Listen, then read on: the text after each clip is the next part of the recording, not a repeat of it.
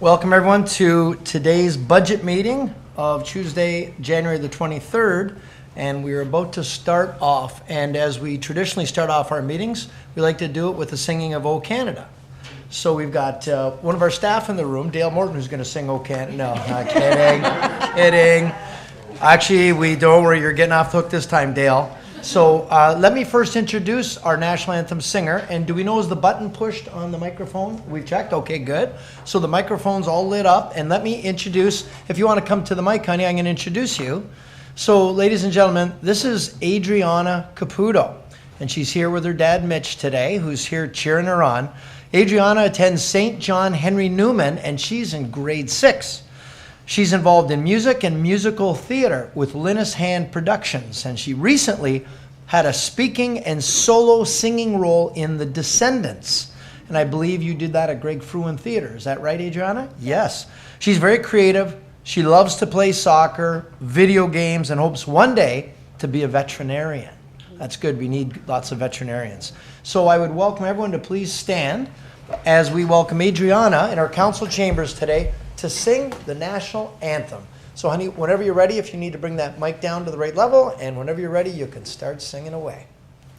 Oh, Canada, our home and native land, true patriot love, in all of us command. With glowing hearts we see thee rise, the true north, strong and free. From far and wide, O Canada, we stand on guard for thee. God keep our land glorious and free.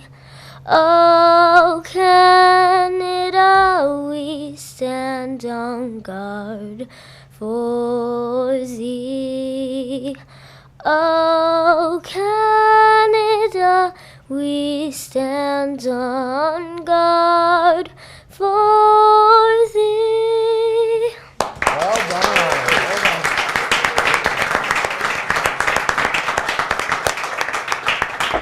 So Adriana, you did an outstanding job. You're a very talented singer. You got a great dad. We're so glad that he joined you and he brought you here to sing for us today. So we want to wish you lots of luck. We know we're going to hear a lot about Adriana. Thank you very much.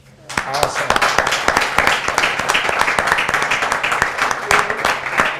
Thank you. She's a little cutie.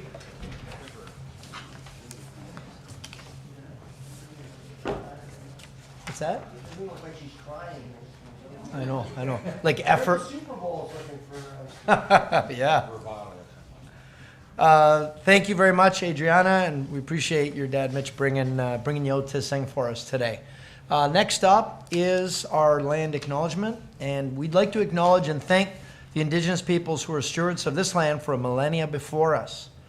I'd like to invite Brian Kahn, who's a local artist of Métis descent and an advocate in the Indigenous community, to share his testimony.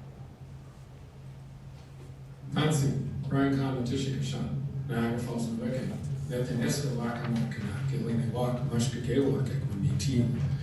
So hello and greetings to all. My name is Brian Kahn. I live in Niagara Falls, but my ancestors, they come from the north, from the far north. They are the Moose Cree, and I am Métis. So I'm going to start the meeting today with what is known as a traditional opening. And we don't know what your day was like as everyone gathers here in the meeting. Somebody may have had a fight with a spouse member, or someone may have cut them off as they were driving to the meeting. So if we all come together in a good way and a good mind and think of all the great gifts that have been given to us by the Creator.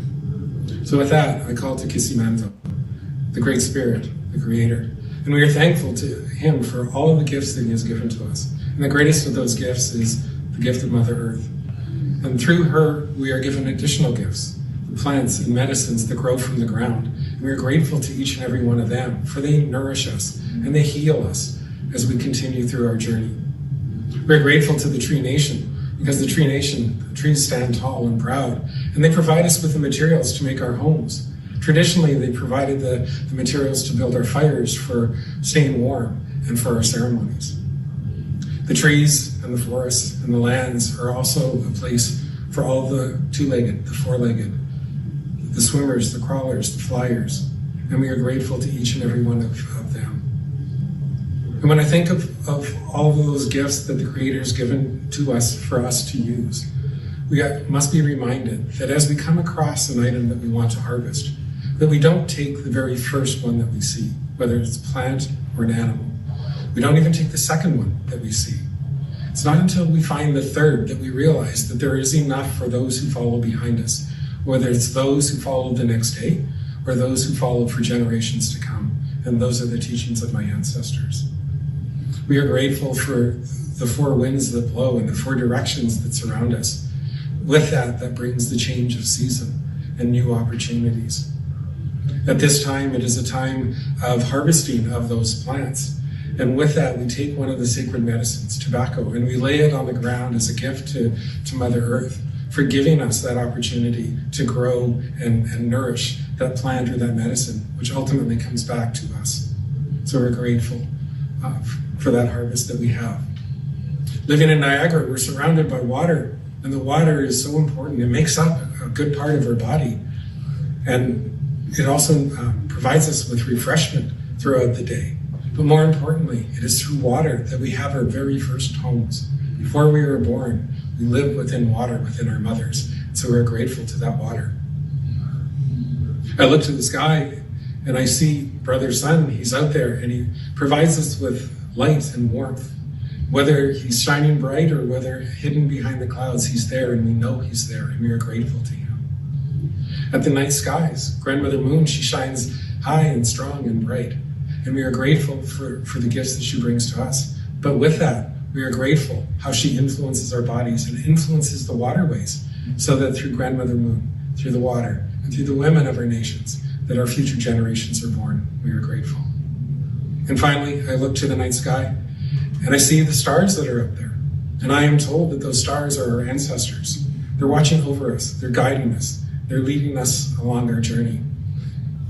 And so with that, I will say hi, thank you, merci, miigwech. Thank you, Brian Kahn. A little bit of bad news for everybody today. There will not be mayor's announcements. Yeah, I know. I knew you'd take it hard, but oh, that's funny. So there won't be any mayor's announcements. So I just want to let everyone know in advance. I don't want to let you down a little bit where you're anticipating it. So there won't be tonight. So I apologize. Moving on in the agenda, we're looking to go in camera. For those of you at home that are following along, this is where we go and have some information from our staff that were not to be given in open session. And then we'll be coming back into open session immediately following the in-camera portion of the meeting. So I'm looking for a motion by Councillor Pietrangelo, second by Councillor Newestag, that we go in camera. All those in favor? Okay, and that's unanimous. Thank you, everyone, and we will see you in Committee Room 1. We'll be back very soon.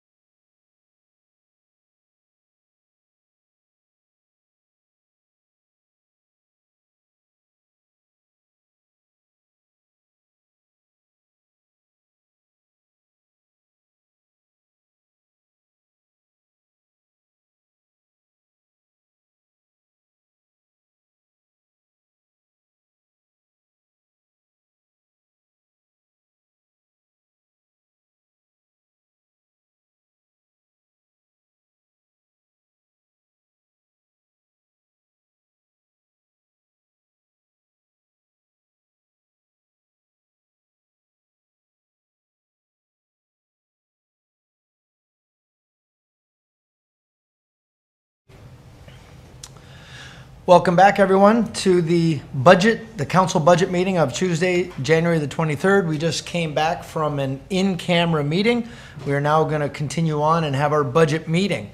So we've already done O Canada and the land acknowledgement in camera. Now I'm looking for an adoption of the minutes from the January 16th meeting, moved by Councillor Pietrangelo and seconded by Councillor Thompson. All those in favor? Okay, and that's approved. Thank you for that. Now looking for any disclosures of a pecuniary interest. Do we have any disclosures? Councillor Lococo. Thank you, Mr. Mayor. Any reference to the Niagara Falls Art Gallery? I sit on as a resident on the board. It's only $28,000, but I will talk about the rest of the budget. I'm not going to declare a conflict on the whole budget. Okay, thank you for that. And anyone that does have a conflict to declare, you should make sure that you fill out the procedural notice and make sure it gets to the clerk or send him something in writing. Any other disclosures for this meeting? Okay, seeing none. As I mentioned earlier, the little bit of bad news, there won't be a mayor's report tonight. And again, I do apologize. It's all right, don't worry. We'll make it up for it next time. I know. Well, I feel bad about that.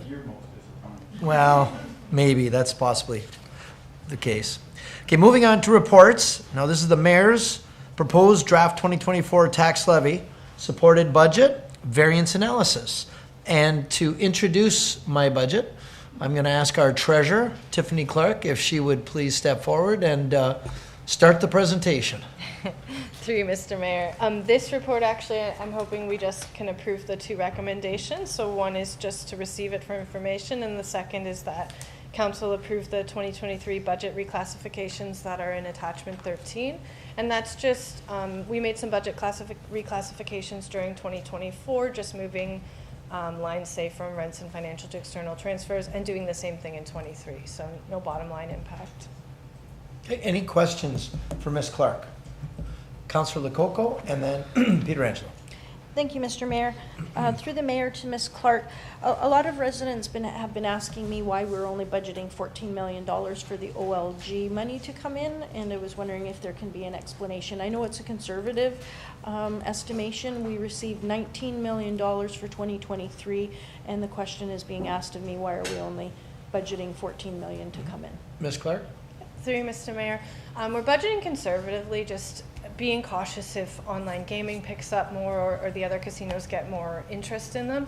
If we did increase it, we could increase it to 19 million. It does not increase your bottom line. I would then increase the transfer to reserve. So any additional that we receive above budget, 18% goes right to the casino policing unit, and the remainder goes to our capital for our next year's capital budget. So it would not affect the bottom line, but we could certainly, if council wished to increase both sides, the revenue and expense, that could be done. Okay, thank you. I think some residents are thinking that if we don't put that extra $5 million in the budget, that they're paying a levy on that extra one, but you're saying it doesn't work that way. It's an OLG transfer. It's got nothing to do with the levy. That's correct. The subsidy in the budget right now in 2023 was $5,090,000. That was subsidizing the 2023 taxes. Right now, consistent with council's direction in 2021, we started taking 50% of the growth and reducing the levy. So in the 24 budget, the subsidy is now down to $4.5 million. Okay, great. Thank you. I had a couple of other questions. Everything is numbered. So number 50 is about LED savings. I spoke with Mr. Nickel about how many more lights do we have that need to be transferred over, and he says there's about 16,000 lights. We saved quite a bit of money by doing the transfer over to LED, so it's a great program, and a lot of residents are very excited about it and glad that we're on the environmental side and saving money, so that was really good. I brought this up at the last meeting about Stanley Avenue and Ferry. Number 59 talks about a $75,000 increase for traffic control for special events. Would this help Stanley Avenue and Ferry Street for special events? I know the Victoria Centre BIA was concerned about a lot of traffic and turning there. Mr. Nickel? Yeah, thank you, Mr. Mayor. So the budget item that we're talking about is specifically for our New Year's Eve, Canada Day closures on Murray Street and Clifton Hill. So those were new last year. There's a council report on that. So that is involving third-party contractors and paid duty police to manage those intersections. It wouldn't cover any improvements to Stanley and Ferry. Okay, thank you. Number 73 and 75, the natural gas increase went up almost 100,000. A lot of people are moving things over from natural gas to heat pumps. And I have had a conversation with Travis, who's our facilities, and he was talking about that a few of our buildings already have it, and we're always looking for more opportunities. So I think it's a good news story that we're looking at being environmental and saving costs at the same time. So there's a lot of things within the budget that we're forward-thinking, environmental plus saving money. So those are really good. And those LED lights you mentioned, we did those probably 10 years ago. So we did that a long while. We were one of the first municipalities in the region to do it. Yeah, that's great.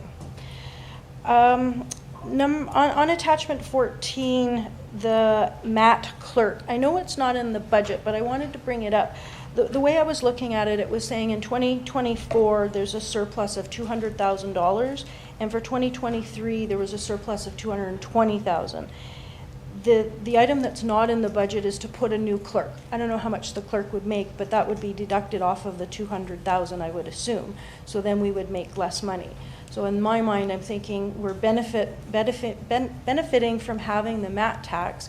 The hoteliers benefit from it as well, but now we would have to put in a position to pay for it, and now we have less money. So I was trying to wrestle with that and thinking about, do we charge a different MAT tax amount? We're charging $2 per room. There's a lot of municipalities charging a percentage. Or I know there's an admin fee that we're taking off, and that's the admin fee, that $200,000. But then if we put in a clerk, that's less money for us. I did some research on MAT tax, and this is quite interesting. The Ontario Chamber of Commerce says that 50% of MAT tax revenues must go towards tourism entity, which I've always heard, but then it says the remaining 50% can go towards the municipality's budget. So I always thought that whatever the money was had to be spent on tourism.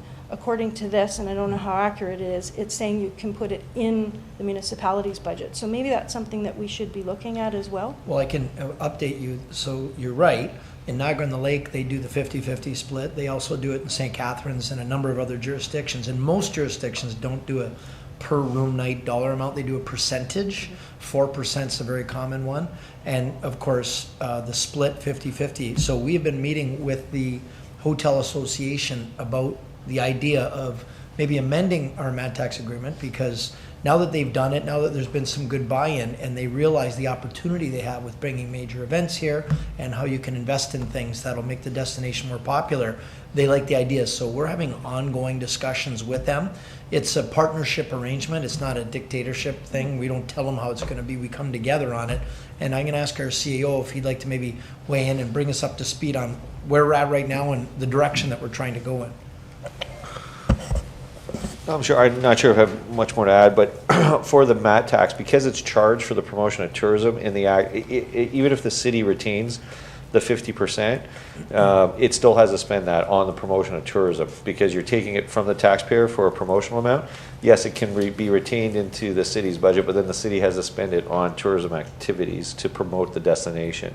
And so it's not, because that's what it is. It's an accommodation tax, not to offset other expenditures, but to deal with that.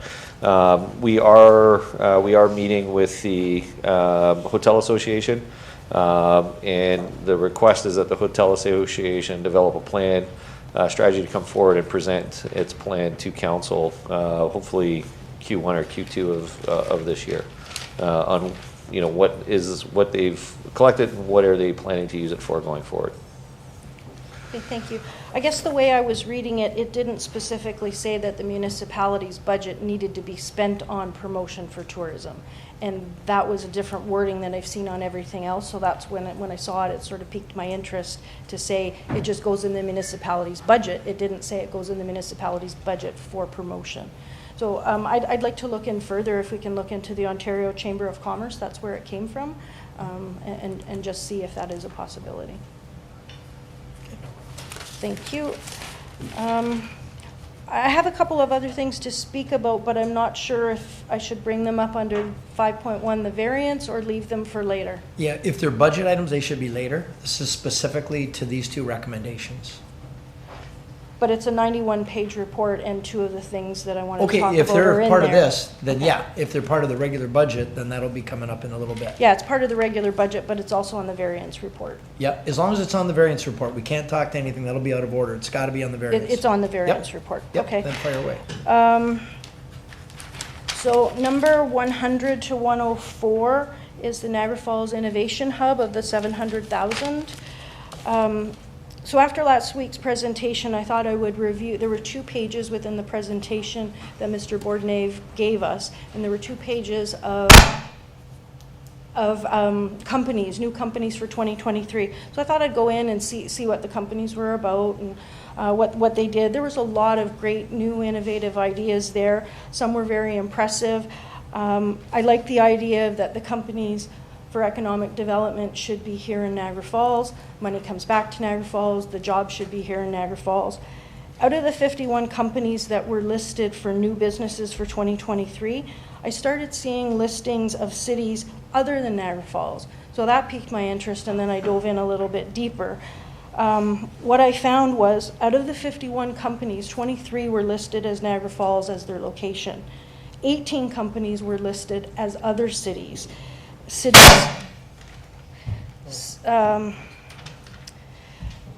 had no location, and 3 were unable to I couldn't find them. It was probably my fault that I couldn't find them, but I just couldn't find them. There were cities that were located in Thorold, Welland, Toronto, Beamsville, Hamilton, Kitchener, and Stony Creek. I was surprised because I thought this was supposed to be a Niagara Falls benefit, not for companies in other municipalities. And it did say it was 2023 companies, so these aren't companies that started like 3 years ago or anything and then maybe moved out. These are brand new companies, and I would expect them to be in Niagara Falls, renting locations, bringing money back into our community. So I am concerned that the taxpayers' money is not being spent on Niagara Falls businesses, and we're not bringing all of those jobs. There are some in there that are Niagara Falls, but I am concerned about that. Well, why don't we get an answer to that?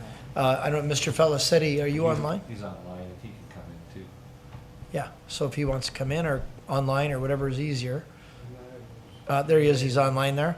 So were you able to hear what Councillor Lococo was saying? Yeah, I think I caught most of it. I think what's happening is some of the companies that may have started outside of our community are getting support from the hub, and part of the initiative there is to get them to actually locate here. So they might be going through some of the initial programming. The majority of our companies, as you said, are from the Falls. We also have, through the visa program, you'll notice there's a large number of companies that are starting to come in offshore, different countries. We have a number of those individuals that have actually moved to Niagara Falls and are establishing their companies here.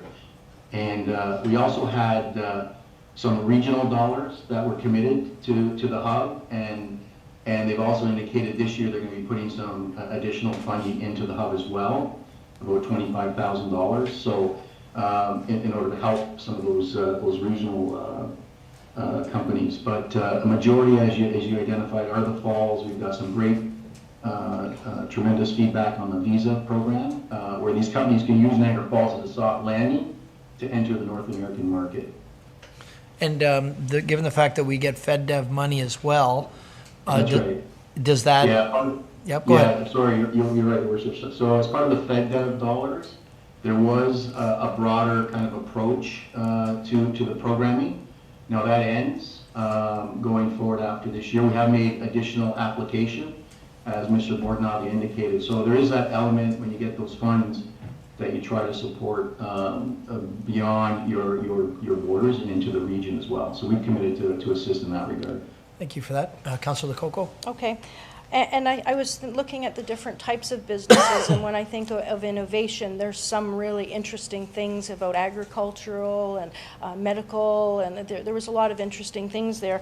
But some of the things that were in there, I don't know, maybe it's just me, but I wasn't thinking that they were as innovative as they could be in the sense that it's taxpayers' money going to this program of $700,000, and if the FedDev, as Mr. Felicetti said, if it's accepted, then it will be a 4-year commitment. So that would be $2.8 million of Niagara Falls taxpayers' money, with 2.8 coming from FedDev, and then money coming from the University of Niagara Falls. Some of them on there, and were a real estate broker, an immigration lawyer in Hamilton, a handy person, a Jamaican food truck in Port Colborne, home renovations in Oakville, wedding photographer in St. Catharines, a payroll bookkeeper. I'm sure they're all great businesses, but this is taxpayers' money, and I'm wondering if the criteria of the program could be a little bit more tightened to really benefit the city of Niagara Falls residents, because it seems that the investment is going outside of our community, and even if we talked about expanding into the region, that was not my understanding about that money, about going into the region. And Mr. Felicetti said half. Well, if you look at 23 are in Niagara Falls, 18 aren't, 7 I don't know, and 3 I couldn't find. So it's majority, but is that really what the program is supposed to be? It really should be benefiting Niagara Falls. Well, let's find out. Mr. Felicetti? Yeah, I think those are the companies that are coming through the program, but I think, as Mr. Baldinelli indicated, there's been over a couple hundred companies, and a lot of them are local startups as well that are using the services of the hub, working closely with our small business office. As some of these companies start up at a very grassroots level, then they graduate into the hub. So there's quite a few than just the logos that were identified or that you were looking at, but we can provide more details on that. And just so in terms of the budget of $700,000, it's my understanding as well, it's really OLG monies that will be used, not the tax levy, just to correct that. And yeah, there's more than just those 50 companies that have utilized the hub, and there's also going to be a program reaching out to small businesses in the city to use more of the services of the hub, like the makerspace, where we can assist them with development of prototypes for their companies, and some other initiatives that staff are working on for 2024. Thank you. Okay, thank you. And that leads me into my next question. I guess there's a difference between a business being involved in the program as a startup and to start their business. Some people pay a membership, as Mr. Felicetti said, to use services there. So I think there needs to be a distinction between how many startup businesses and businesses compared to paying a membership. And then the third part of it is some people are just renting space there and not necessarily part of this program. I guess my question is, what is our return on investment? I know different times it's really hard to put a return on investment on innovation and starting up businesses. And I want to go back to the $700,000. I know it's OLG funds, but that's still residents' money. It's still taxpayers' money. It's not a taxpayer's rate for a levy, but it is the benefit of having these casinos here in Niagara Falls that our residents should be benefiting from it. We also, a couple meetings ago, we talked about sole sourcing. I think this is one thing that we... Are we done talking about the no, hub now? this is about the hub. Okay. So my question is about sole sourcing, that we did not put out, to my knowledge, we did not put an RFP out to ask for a partner to do this. And especially if this is the end of one FedDev agreement, maybe that's something that we should be doing instead of picking one organization to work with. That's a lot of money. You mean Niagara College? No, the Niagara Falls Innovation Hub. We didn't put an RFP to ask if somebody wanted to partner with us to do this. Maybe the CAO would like to weigh in? Yeah, I wasn't here when it was first set up, but originally we had Ryerson Innovation Hub, which was the lead partner in that before. Don't know exactly how that was procured at the time. But we have since now the Innovation Hub is essentially owned or controlled by the city. So there is no partner there. It is essentially a de facto subsidiary of the city. So we are not partnering with anyone. It is a city incubator at this point in time. Okay, thank you. Also in the presentation... Excuse me a second, Councillor. I've got our solicitor too had her hand up. Thank you. Through the chair, also, small business counseling is explicitly permitted under Section 108 of the Municipal Act. Thank you for that. Thank you. In those 51 companies, I looked at some of the dates that they were, that they started the business, and I know Mr. Felicetti just talked about some of them. 16 of them list themselves starting before 2020. And again, if we're talking about a startup or new businesses, 16 of those companies started before. Some were back as early as 2007, I think. 19 of them were 2021 and later, which is very recent, so that's great. And then there was 15 that I couldn't figure it out. So I'm concerned about, we were just talking about the city of Niagara Falls basically owning this. I'd like to figure out that there should be more financial information available to us as councillors to figure out what is our ROI, what kind of money are they bringing in financially, how does Holdco, the city of Niagara Falls, and the Innovation Hub work. Last term it worked a certain way with Holdco, and again, we have a FedDev, we're told that there's a FedDev application, but they don't know if they've received it yet. This funding is $700,000. Now, Mr. Baldinelli said it was $700,000, and he was also looking for a match for 4 years.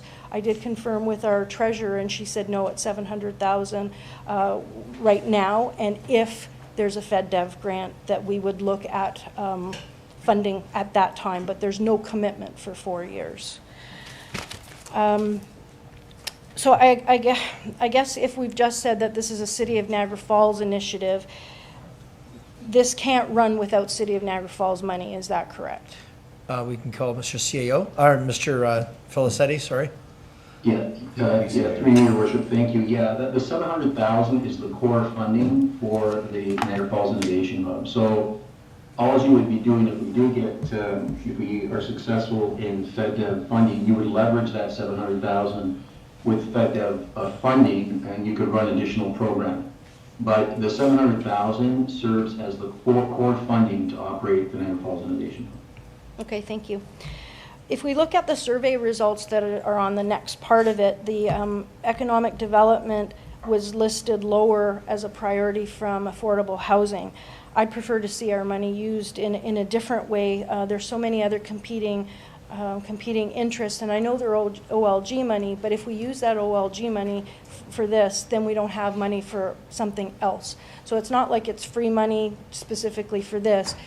I always look at our budget book saying, here's the transfer, here's the reserve, here's the OLG money. It doesn't mean that it's free money, it means that you can't use it for something else. So that's where I'm trying Well, to go with that. I appreciate your opinion on that, Councillor, but Just that's on that point. Yes, Councillor Pietrangelo. Yeah, thanks, Your Worship. Just on that point, perhaps we can have a comment from staff, because I thought originally when we accepted the new deal from the OLG, we kind of set different pillars in terms of the priorities for the OLG funds. I thought economic development was one of them. Perhaps I can ask staff whether or not that's right, because, I mean, to say that this is taxpayers' money and this should be going to other things, that's not what council decided. Council decided that they were going to use it for economic development, which I believe that that's what this is. That's so right. Perhaps I can get a comment from staff on that. Ms. Clark? Through you, Mr. Mayor, you're correct. There's 5 key priorities for the OLG funding, and that's the tax relief, capital investment, economic development, what was hospital is now social services, and then the policing. Correct. So that was a decision of council? Correct. And if you wanted that changed, it would be a decision of council to change it? Correct. So just on that point, I said I think, that was my personal opinion, and I was just going to make a couple comments about the OLG because it is in there, and my comments about the OLG are, yes, those are the 5, and I would like an opportunity, we have 3 new councillors, to have discussions to say, here's approximately how much money's coming in, what do we want to spend it on? So that would be my desire to have a discussion on our OLG. So yes, I do know that economic development is in there. And surveys can be very conflicting. When you look through those surveys, one thing says one thing and then another thing says another. You want this, but you don't want to pay for it. So there are conflicting, but I did want to bring up about the economic development. And we should point out the surveys, it's not a scientific survey. Exactly, it's only 1,000 people. And that's not even what that means. It means it's not a random scientific survey. So it's completely different, right? It's not statistically significant is what it means. So it's nice to have as a little bit of insight, but you can't take it and make decisions based on it. So you did reference it, though, that economic development was low. So you can't put a lot of faith in making decisions based. If we want to spend money on a scientific survey, it'll be expensive, but we can get something like that done. Okay, thank you. So I would like to make him, I don't know how the strong mayor's amendments work. If I What's that? Well, we're not on the budget yet. Yeah, we're not on budget. Okay, no, but I want to understand what I would do on the budget if I wanted to make an amendment on this.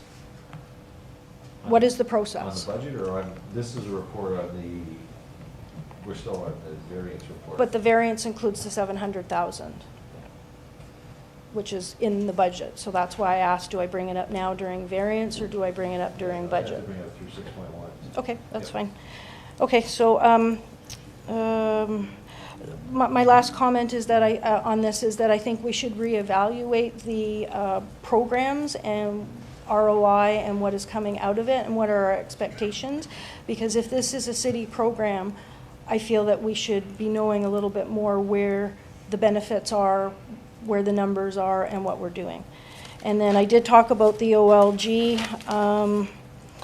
I also wanted to bring up about the OLG money in the sense that when we get a report to purchase something or to buy something, it says it's coming out of the OLG. I'd like a big picture, because every time something comes in single piecemeal, it's hard to understand the whole picture. If we have X number of dollars of OLG funds, these might be able to be the things that we want to spend it on, but a lot of times we don't do that. We just say, here's the report. It could be paid for OLG. So I would just like a little bit more of a process of how much OLG money we have for the year, where we want to spend it, instead of approving things as they're coming along. Yeah, to that point, yes, Councillor Pietrangelo? Yeah, thanks, Your Worship. Just on that point, and I know that Councillor Lococo wants to have a discussion. Maybe I can ask through you to staff. I thought staff just brought us a report in the fall of 2023, just a couple months ago. And Councillor Lococo, if I'm not mistaken, I think you seconded the motion that laid out what the 5 priorities of the OLG spending were. So we just did have that discussion. And I think you were part of the motion to accept the 5 recommendations as policing, tax relief, social services took over for the hospital, economic development, and then the rest goes into capital reserves. So we just had a report to council. So perhaps I can get that verified, Your Worship, by staff. Yeah, Ms. Clark? Through you, Mr. Mayor, I do bring an annual OLG update, usually in the fall. I think it was the October 24th meeting. I'm not sure who seconded the motions, but usually it's that you accept the report. And I did this year ask for approval of the categories because I wanted to switch out the hospital one. I don't always ask for approval of the categories. Thank you, and I do agree that happened, and where my point was going was specifically about the hospital funding and the OLG. So that's why I wanted to have the discussion. I brought up my feelings about the funding with the hospital, and I'm looking at OLG funding. So I was going to bring that up under hospital, but that's why I wanted to have a new discussion and have a discussion, because this is, during the last couple of months, we've talked about some possibilities about how to fund the hospital, but it wasn't in a final report about what we were going to do. So until we got this report, I wasn't sure where I wanted to go on the OLG money or the hospital funding. So that's why I'm bringing that up. Okay. Okay. A question. So under, I know we're weaning off of the OLG money for the taxes, and it would take 10 to 12 years. At the end of 10 to 12 years, what is the levy going to look like? Is it going to look pretty consistent in that 10 to 12 years because we're weaning, and then that final year is going to be the same, or will that final year go up? Have we forecasted that far out, or do we have any idea, Ms. Clark?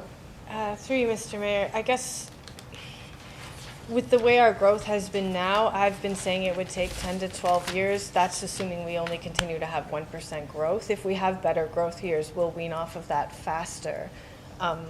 we're always just taking 50% of the growth out, so it really depends how big the growth is. Like if it's 1.3 and we're taking out, this year we're taking out 565,000, so that adds 0.65 to the levy, if that's what you're asking. Well, I'm trying to figure out at the end of weaning us off, is it going to be a normal percentage for a levy charged, or would it increase? I would assume it would be the same, am I correct? Or Through Mr. Mayor, I think at that time it would depend on the pressures of the municipality and what needs to get into the budget. So if 10 years from now we're just having an inflationary budget where, I mean, I don't even know what inflation is going to be in 10 years, where we want a 4% increase, then that's probably what it will be, right? Thank you. Through the mayor, I don't mean to try to forecast what 10 years percentage would be. I'm just trying to figure out what the weaning off of the OLG money, will it affect it at all? And I think the answer is probably no, because we've weaned it off and then we're at a stable base. Is that what I'm understanding? Okay, I just wanted to confirm that. Okay, those were all my questions about the variance report. Okay. Thank you. Thank you. Councillor Pietrangelo, and then to that point, yes? Just a response to, like, we have it right here in our minutes where the annual update of the OLG spending and commitments, and it was the 5 key ones, and they were property tax relief, capital asset strategic investments, economic development initiatives, social service initiatives, and casino policing. So, you know, it was moved by Victor Pietrangelo and second by Councillor Lococo, and I don't know why you want to change this mid-game now, or you voted on it, you second it. Thank you. And in the response to the question, as I said, this budget was just given to us in the last couple of weeks in this variance report. And after reading it, I'm rethinking about how our OLG and hospital levy could be utilized. So that's why I'm asking for a discussion. So yes, at that point, I did agree with those 5. And now after reading this report, I'm rethinking that. Okay, thank you for that. Councillor Pietrangelo. Yeah, thanks, Your Worship. I do want to make some comments as well. I know part of my comments are actually going to relate to the overall operating budget, but the items are actually referenced in the variance report. So the very first one, I think tab number 1 or point number 1 talks about inflation and, you know, how costs are escalating and staff peg it around the 4% mark, which is essentially the budget that you brought forward, a 3.5 levy increase and then 0.5% for the hospital, which is the 4%. And I know that when you get into our actual budget report later on, it talks about the cost of the taxpayer from the municipality, the cost of the taxpayer from the region. If we did accept the budget just as presented the way that it is, you know, it would be $5 a month on the city portion, $11 a month on the region. I think the region's increase last year was larger, as ours was as well. So I guess I'm just wondering, Your Worship, through you to staff, because I know that the affordability question is in the actual budget report. Have we ever started talks with the region about the affordability of the taxpayer, and you know, when our increase is too much, what is an acceptable increase? I mean, I want people to feel comfortable that, you know, municipalities looking after their budgets are, you know, increasing them at an acceptable rate, at a rate that people can afford to stay in their homes. So I'm just wondering whether or not those conversations have ever taken place or have even been started, perhaps through you to our CAO. Yeah, Mr. CAO. Thank you. Through the mayor to the councillor, yeah, we're at very beginning stages. Obviously at the CAO roundtables, taxpayer affordability, you know, is increasingly becoming an issue for, you know, for all the CAOs and by virtue all the councillors. There's many tough decisions, as the councillor noted. There's been increased downloading, you know, increased cost, and as I've pointed out to this council, you know, there's very little we actually end up controlling because of provincial rules. So I've asked for the Commissioner of Corporate Services and the Treasurer of the region and myself to get together to see if there is a way for us to start mapping out, not just from the region's point of view or for a particular city's point of view, what does affordability mean to the taxpayer? Because at the end of the day, there's only one pocket. So if the region's taxes aren't affordable and ours are, it doesn't really matter. We need to kind of map that out. So it is an exercise I'd like to see being undertaken, and we're just really at the discussions of how do you do that going forward, and what is a predictive model going forward for taxpayers. Because I think what that's going to show is that we do have to substantially change our ways, because you cannot have increases of 4 or 5, 6% and household income's only going up 2 or 3%. The math doesn't work out. So I think we need material changes to how we conduct our business, because increasing revenue is not a solution, because again, there's only one taxpayer pocket. So it's something that we are trying to meet on going forward. It is a troubling issue. There was an article in the Globe and Mail today about affordability for municipalities. And I just don't think we can accept saying, well, it's going to be 5 or 6%, for every year. I think we have to materially change something. So I wish I had something to say, yes, we got some plan, but it is something that I'm motivated to figure out the business model, make this work for the taxpayers. Okay. Thanks, Your Worship. And I guess through you to Mr. Burgess, well, I appreciate the fact, first of all, that you're having the conversations. And I hope that they lead somewhere, because I think it's on everyone's mind. Like, you can't read the paper on a daily basis. You can't watch the news on a daily basis without often hearing, something on the news or reading something in the paper about inflation and the cost of everything going up. I mean, it's not just households that are subjected to it. It's everything. It's businesses, it's municipalities, it's everything. But I think at some point we have to make sure that what we're doing here, I guess, stays affordable for the people that own their homes and have their businesses in Niagara Falls. So that kind of leads me to my next point, though, Your Worship. And I know in the report it talks about the debt placement holders that we have, and also the fleet replacement reserves that we have. And the budget that's presented in front of us today is asking us to approve a 3.5% increase in the operating budget, but then we're going to defer a couple items. And those items that end up getting deferred, they end up starting off as our base tax increase for next year. And I think right now that's going to work out to be 2%. And in the report that we have that we're talking about now, the variance report, the term that they use is, kicking the can down the road, right? So in other words, not approving a full increase this year of 5.5%, but kicking 2% down the road.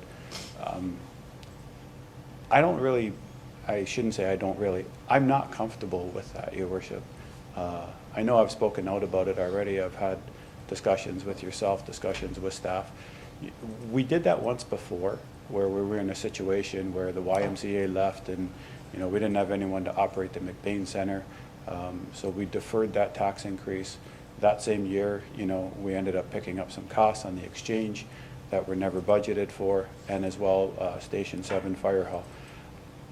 I wasn't too comfortable with how that worked out, to be honest with you, and I don't want to put myself in that situation again. So for me anyway, and I can only speak for myself, but I know I've talked to others and they feel the same way.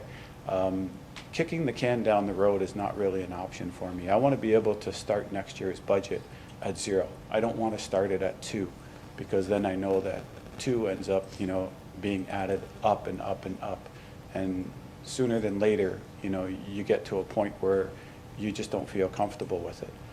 If you want to use an analogy, I guess it would be like, using the city's credit card, but not being able to afford to pay the balance. I don't want people calling you wimpy, not because you don't have muscles, but because of the Popeye cartoon where I'll gladly pay you Tuesday for a hamburger today.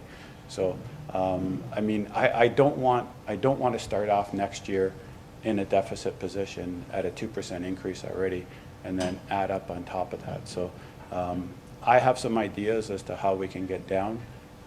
I don't know whether or not you want those ideas on the floor now, or whether or not staff want to, answer that whole question of whether or not we should be kicking a tax increase down the road. Well, why don't we first get the answer to that? Sure. And then we'll entertain your ideas. Ms. Clark, why don't we start with you? I see you're looking away from me, but I'd like to draw you into this. Through you, Mr. Mayor. I also would support not kicking the can down the road. That's kind of why the staff prepared one did show the 5.5%. My gut on this says maybe let's wait till after the presentation to kind of get into the nitty-gritty of the deferrals and what we're moving and changing. And right now, maybe we just focus on the variance report because we're starting to shift more high level. Okay. Councillor Pietrangelo, what are your thoughts on that, of waiting for a presentation? I can go to you first, if you want to bring forward some ideas. I don't mind, but I mean, the two ideas are already in the report, Your Worship. They're in this report, so unless you want me to refer back to the report. Oh, they're in this report? Yeah. Well, why don't we talk about those ones? Okay. Yeah. Well, the hospital levy is the first one, Yep. Your Worship. I Yep. mean, we're in 2024 right now. We already know that the bulk of the funds are going to go to the NHS once the hospital is completed.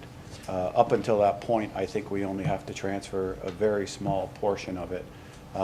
So I guess my question is, you know, do we have to collect these funds in advance? We're still holding the money that is going to end up being transferred over to the NHS.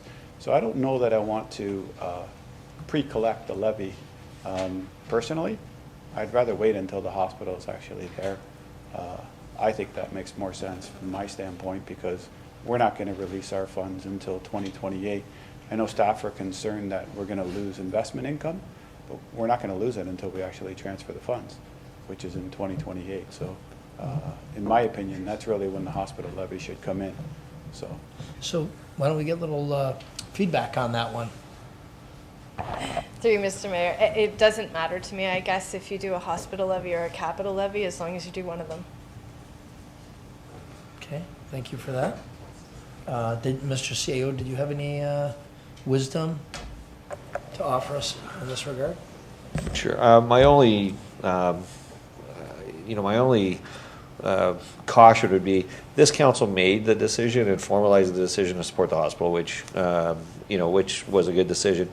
I think the financial implication of that should also be decided upon this council. So what you wouldn't want to do is wait till the building is open in 2028 and the next council's there without the payment plan already in place. So this council can formulate the strategy and maybe engage it later on. Does it have to be done in this budget?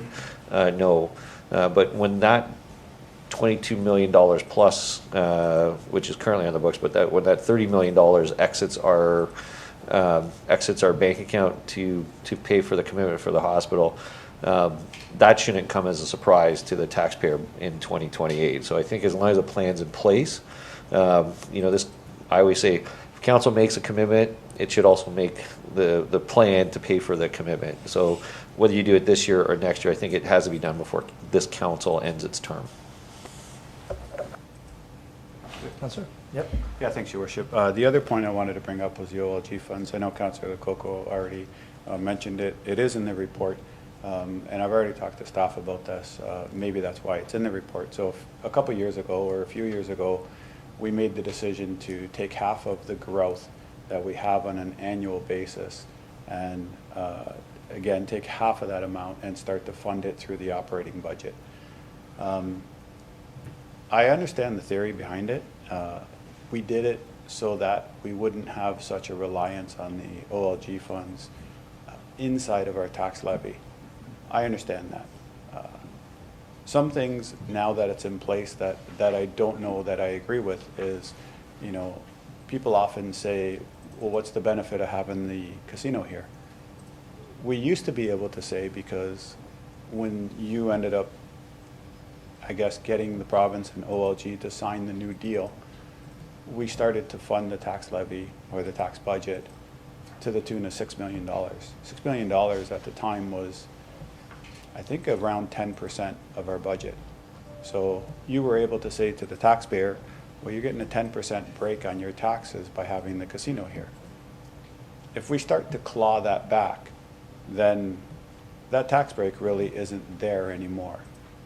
So I understand that there's an offsetting benefit in capital, but I think that capital argument is much harder to make with the taxpayer. So personally, this year, instead of kicking things down the road, I would like to see us just defer having the operating budget pick up 50% of the growth, and that will save us 0.65%.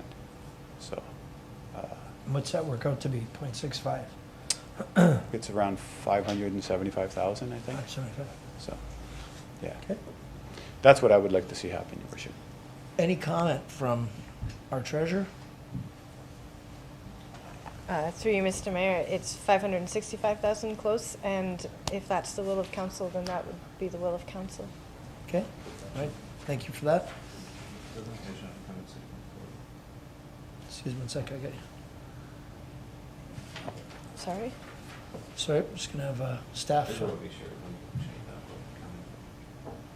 Yeah, I would probably save that motion to after the presentation when we get to the 6.4 report. Because that would be an amendment to your budget, so I Yeah. think it has to be done in 6.4. In 6.4, okay. I'm coming to you, Councillor Lococo, I'm just waiting till Councillor Pietrangelo is, so they're suggesting 6.4 is when we would address That's that. That's fine. It's just that it does say it in the report, right? Yeah, I just think because that would change I what our understand. levy is, so I think it comes under. I wanted to bring it up now because it's in this report. Yeah, It's at the top of page 2, hospital levy and then OLG reliance. Those are the two items that are in there. So, but I'll address it again. yep, under the 6.4. operating model. Okay, great. Councillor Lococo, to that point? To that point about the hospital, I was going to bring it up under 6.4, so I'll just bring it up now with a different suggestion. There's many different ideas, and a lot of our residents thought because we had casinos that they're going to be benefiting, and we've got lots of different things in our community that benefit everybody. So my concept is, instead of doing the 0.5% levy for the next year and then add 0.5 and then add 0.5 and then go to 1.5, my suggestion would be to use the OLG funds, $1 to $3 million per year. If you put that towards the hospital, at the end of 10 years, depending on 1, 2, 3 million, you would have that fund available. Yes, we wouldn't be able to use that OLG fund for other commitments that we want, but I think that's the balance that you look at rather than paying it. People are really in a tight times right now, and anything that we can do to change it without harming the financial stance of the city would be appreciated. So the OLG money comes in. I know it's not 100%. We budget 14 million, it could be 19 million, but my suggestion would be for council to have discussions about that OLG money, and that goes back to my further suggestion about discussing OLG, that this hospital money should go directly to the hospital. We can do 10 years, we can even do 15 years. Who knows if it will be there that long? We never know. We don't know if we're going to be amalgamated. We just don't know. But I would prefer to take it out of the OLG money, that it's not going to put a levy on our taxpayers. Okay, that's something we can consider when we get to that point. Yes, Councillor Pietrangelo? Yeah, just to that point, Your Worship, and I've had the same type of discussions with staff. I mean, it is part of a bigger discussion that perhaps we all should have. I mean, I wouldn't mind staff responding, because I know staff are going to stand up and say, you know, they either need the capital levy or they need the hospital levy. And if we're going to take all the OLG funds and put them and replace the hospital payment, then really it's cannibalizing the capital that we need. So perhaps we can get a comment from staff. I know that's where they're going to head. Yeah, through you, Mr. Mayor, I would like to take an opportunity to give a little clarity on the hospital levy. So we have the $30 million to pay the hospital. The hospital levy is not being requested so we can raise the money to pay the hospital. We've invested our money, it's guaranteed to grow to 30 million, and the time frame we need to pay the hospital. The reason we're suggesting the hospital levy is mostly for the intergenerational equity issue of not having the current taxpayer expend 30 million in reserves to pay for a hospital that's going to benefit people for, what, 30 to 50 years. So to have a suggestion to take from one reserve bucket to move it into another bucket when we're trying to replenish reserves that arguably will be spent on capital you're not adding any new money to the pot. You're not replenishing reserves at all. You're just moving one from one bucket to another bucket, but your grand total reserves would still remain the same. So that would be my concern with using OLG money, is you haven't actually replenished your reserves. You tanked one to benefit the other. And they're all supposed to be used for capital. So I hope that clarifies a little the intent of the hospital levy. It's not to raise money to make the payment, it's to raise money to fill the reserves back up that the current taxpayer is losing that could have been spent on other items such as capital. Perhaps it can be. Thanks, Your Worship. Perhaps it can be part of a bigger discussion that council has, because I understand the point, you know, it would be nice to take it from the OLG, but I also understand the point that if we did that, we're really not getting ourselves any farther ahead, nor are we getting the taxpayer any farther ahead. We're just cannibalizing our capital program. That's all we're doing. Yeah. So, and I agree with you about affordability. I mean, that's why I brought it up. You know, I think everyone is feeling it right now. So it's really not something that we want to do. But again, you know, as Ms. Clark explains it, you know, hopefully we can make it part of something that is more multi-generational, that spans over 30 to 50 years. And that's when we should be collecting the money to put back into our reserves. Thank you for that. So did you have any other points to this part of the agenda? No, you're good, Councillor? Bring them back up again later. Okay, I've got Councillor Strange, then Ustag. Yeah, thank you, Mr. Mayor. Since the last council meeting, I've been getting quite a bit of calls and emails about the library and the discussion that we're having here, especially there was a few concerns. I know I was kind of throwing a lot at Alicia and the other members at the library board. The one was about the safety concerns about the Victoria Library, which didn't quite get answered, and that's fine.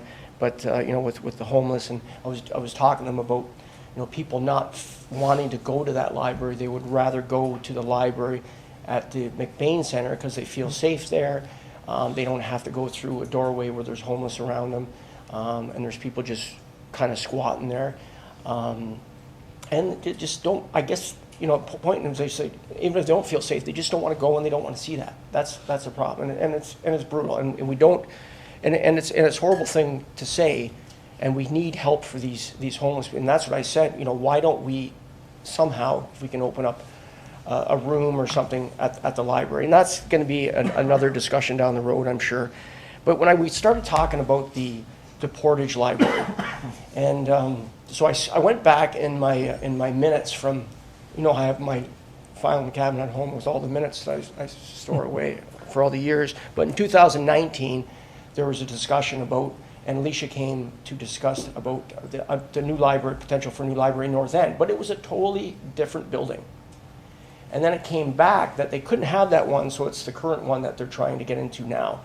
And, you know, and they said they were going to come back, and that the former CEO was going to come back with lease agreements and that, which they did not. So none of the council, and I don't even know if we do see that, or if it's the library board that actually sees that, or do we have something to do with and overlook those lease agreements. But when you heard about a library at Portage that hasn't been open for 3 years, they've been doing renovations, and Alicia said herself, they put over $2.6 or $2.7 million. They did get a FedDev grant, I think, for $700,000 to take that off. So they're over $2 million just to fix up a building that is not ours.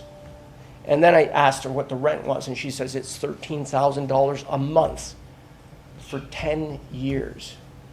And then I went on and I discussed with a few people, said, well, that's not including, you know, the triple net, you know, and then you got the hydro, the gas, the parking, snow removal, all that. So you're looking at about $16,000 a month.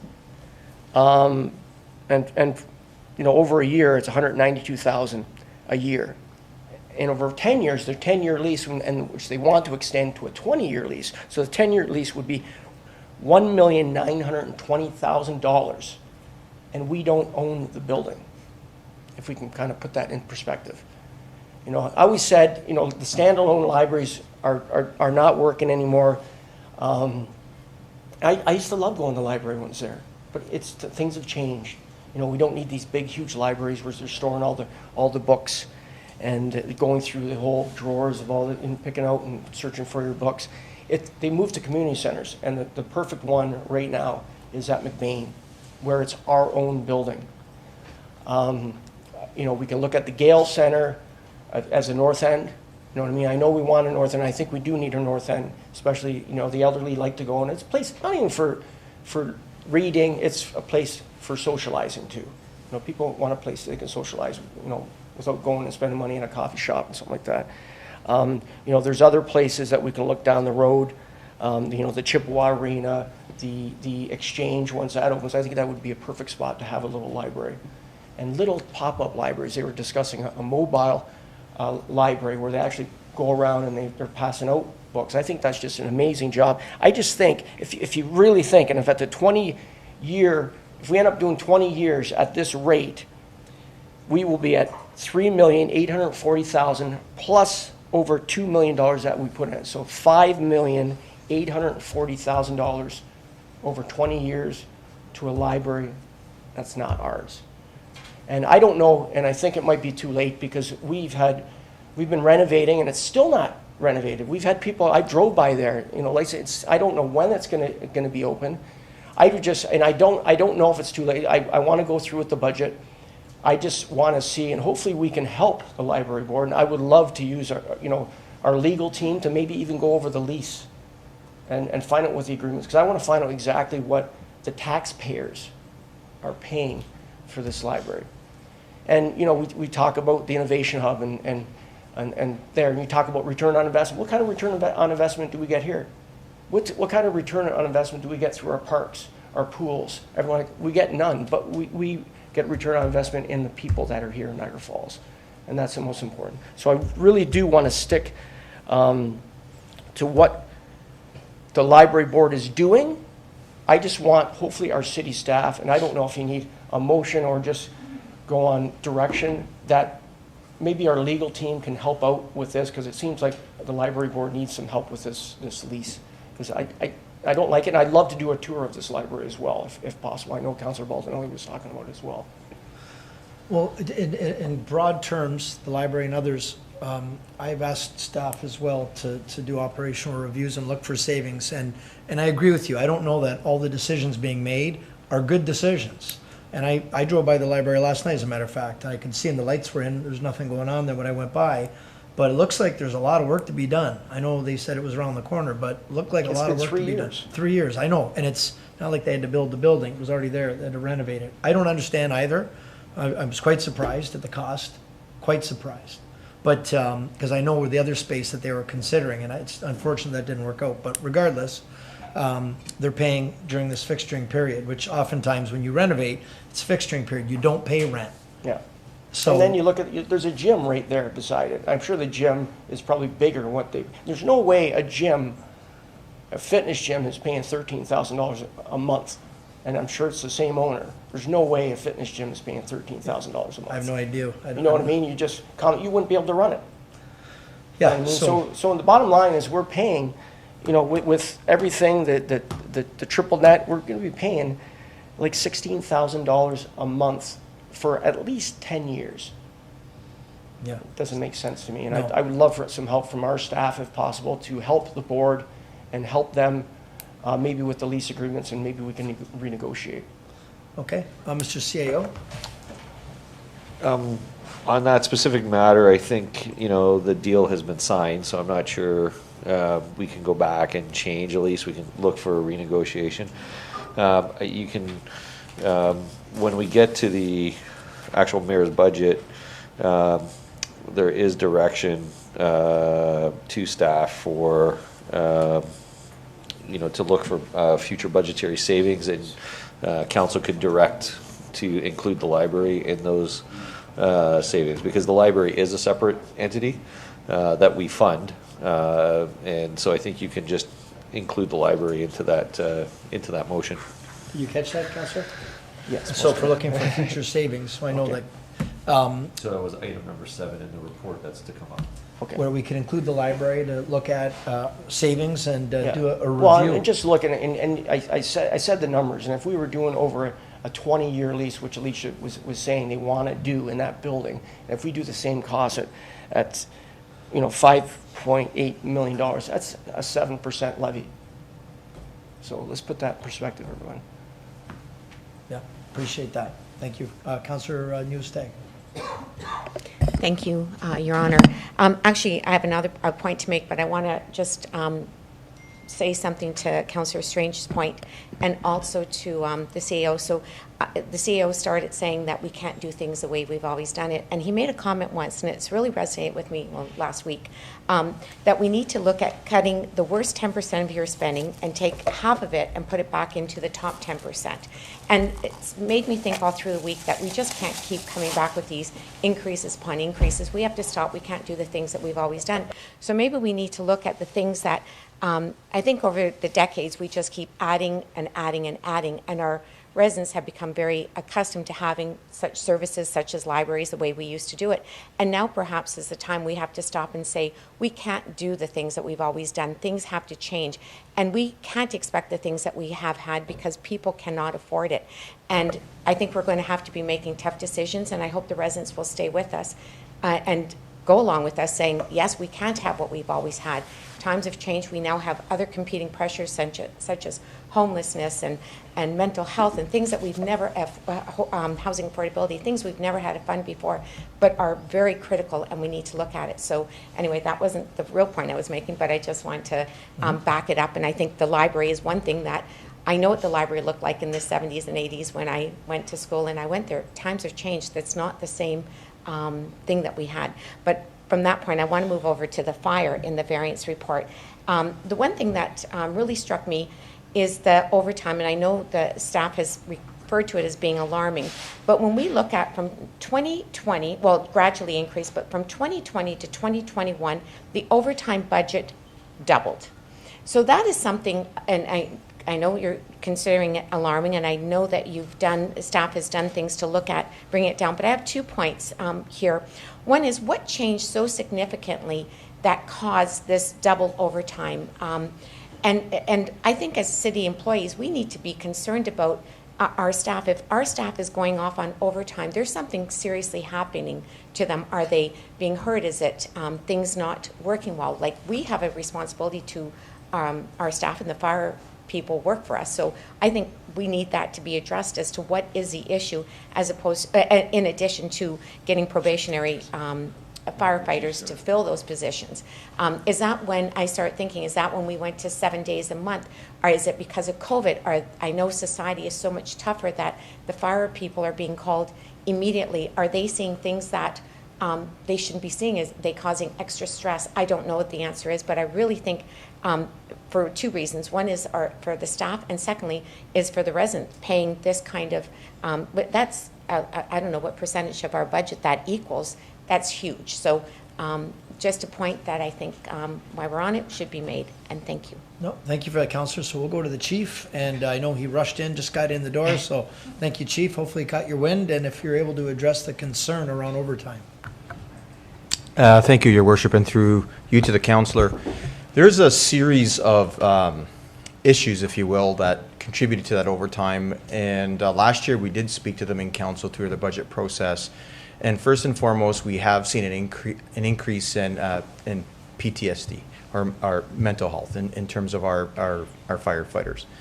Along with that, COVID did obviously, and the fire service isn't the only department that felt the effects of COVID in terms of absenteeism that led to overtime, but also parental leaves, non-occupational illnesses, WSIB illnesses, and of course PTSD.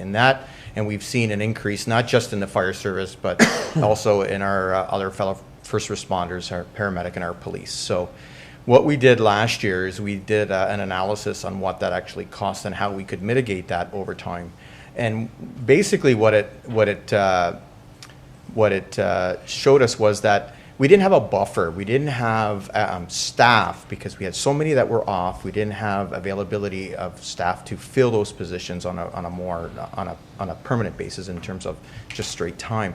So when we did the cost analysis, that's where there was a request for hiring additional staff. We did a pilot project first of 2 firefighters, and then we did another recruitment that added additional staff to help augment that. And it was also presented last year that we would not see the full effect of those new recruits to the fire department because they would not start after their training program kicked in. They wouldn't actually start until September. So if we look at the fourth quarter of this year, we actually saw a savings in and around $250,000 decrease in our overtime budget because of that investment in additional staffing. So what we're hoping, and that because of that project and getting additional staff, that next year that will continue to decrease because we have that buffer in terms of extra staff that we're able to fill in those gaps for those that are off on long term from the various reasons I gave earlier: PTSD, non-occupational, WSIB, parental leave, et cetera, et cetera.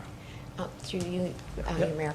The 7 days a month, is that, like, I could imagine being up 24 hours a day. Does that affect PTSD? Like, because you're up and you're working and, I don't know, do we need to have more rest to be able to handle calls? Our CAO is going to jump in too, Councillor, on this. Yeah, sorry, just to interrupt. So this is a matter that's actually up for negotiation. Staff have taken a position on that, and the negotiation filings has been made with the union.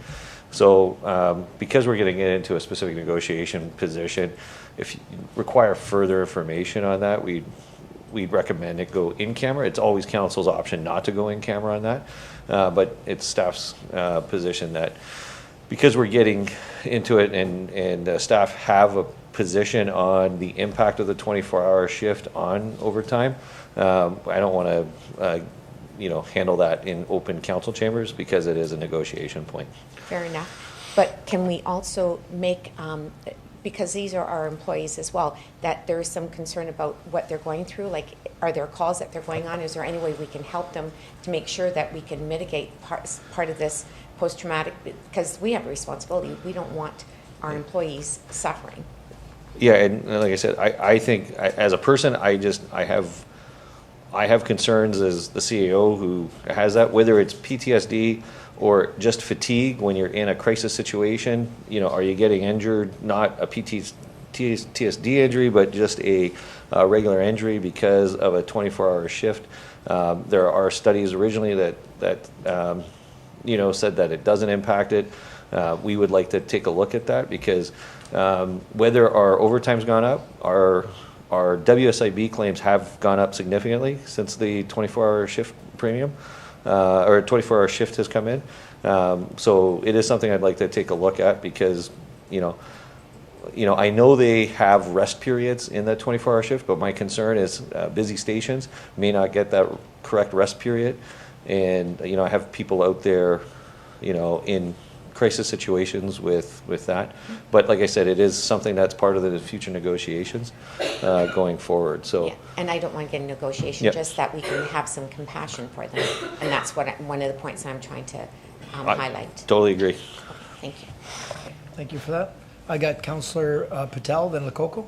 Oh, to that point? I'm sorry, Councillor Patel, to that point. It was specific to that Yep. point, and I think we're all saying that we can't keep doing the same thing that we're doing. There is a methodology out there of zero-based budgeting where you start completely from scratch and review every single program, every single department, and justify each expense and each revenue.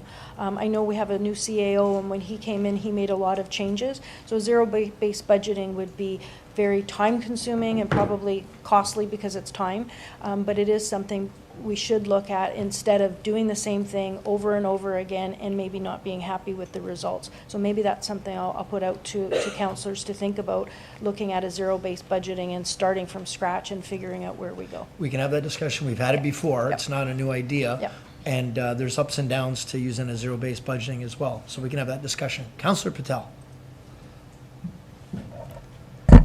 Mr. Mayor, I agree with Councillor Pierangelo when he said that he doesn't believe in kicking the can down the road. I agree the same thing because you should start fresh every year. But what happens when you keep on kicking the can down the road? Eventually, you have to address that problem. Mm-hmm. And the way our economy is going right now, our taxpayers and even ourselves, we are not going to be in a better position next year than we are this year. Mm-hmm. So I do not believe in kicking the can down the road. That's why we were in the position last year that we had to raise tax to 7.6%.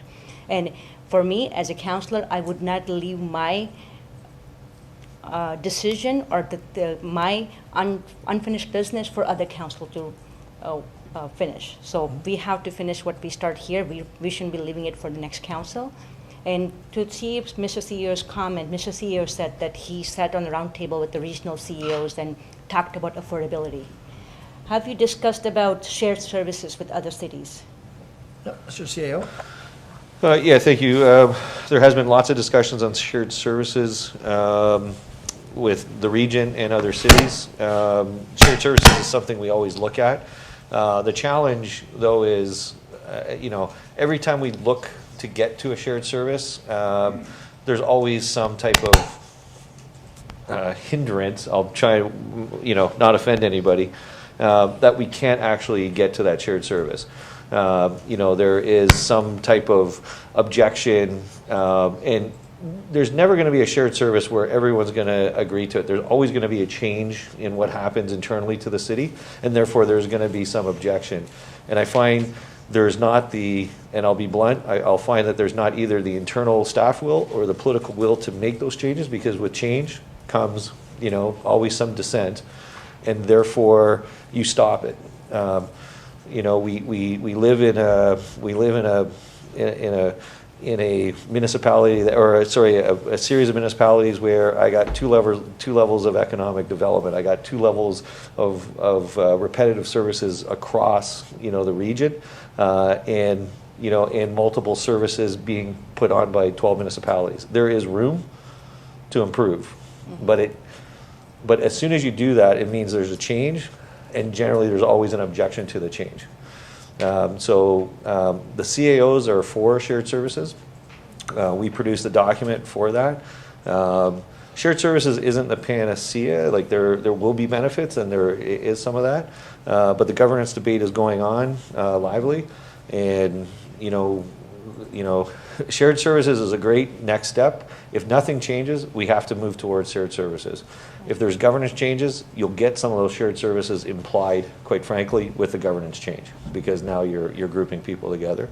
But I'm trying to move forward with any type of shared services that can be moved forward. But what happens is, traditionally at the region, we negotiate, we believe it's a good thing, and then it falls apart at the end, because when there's no one willing to actually sign on the dotted line to make that change.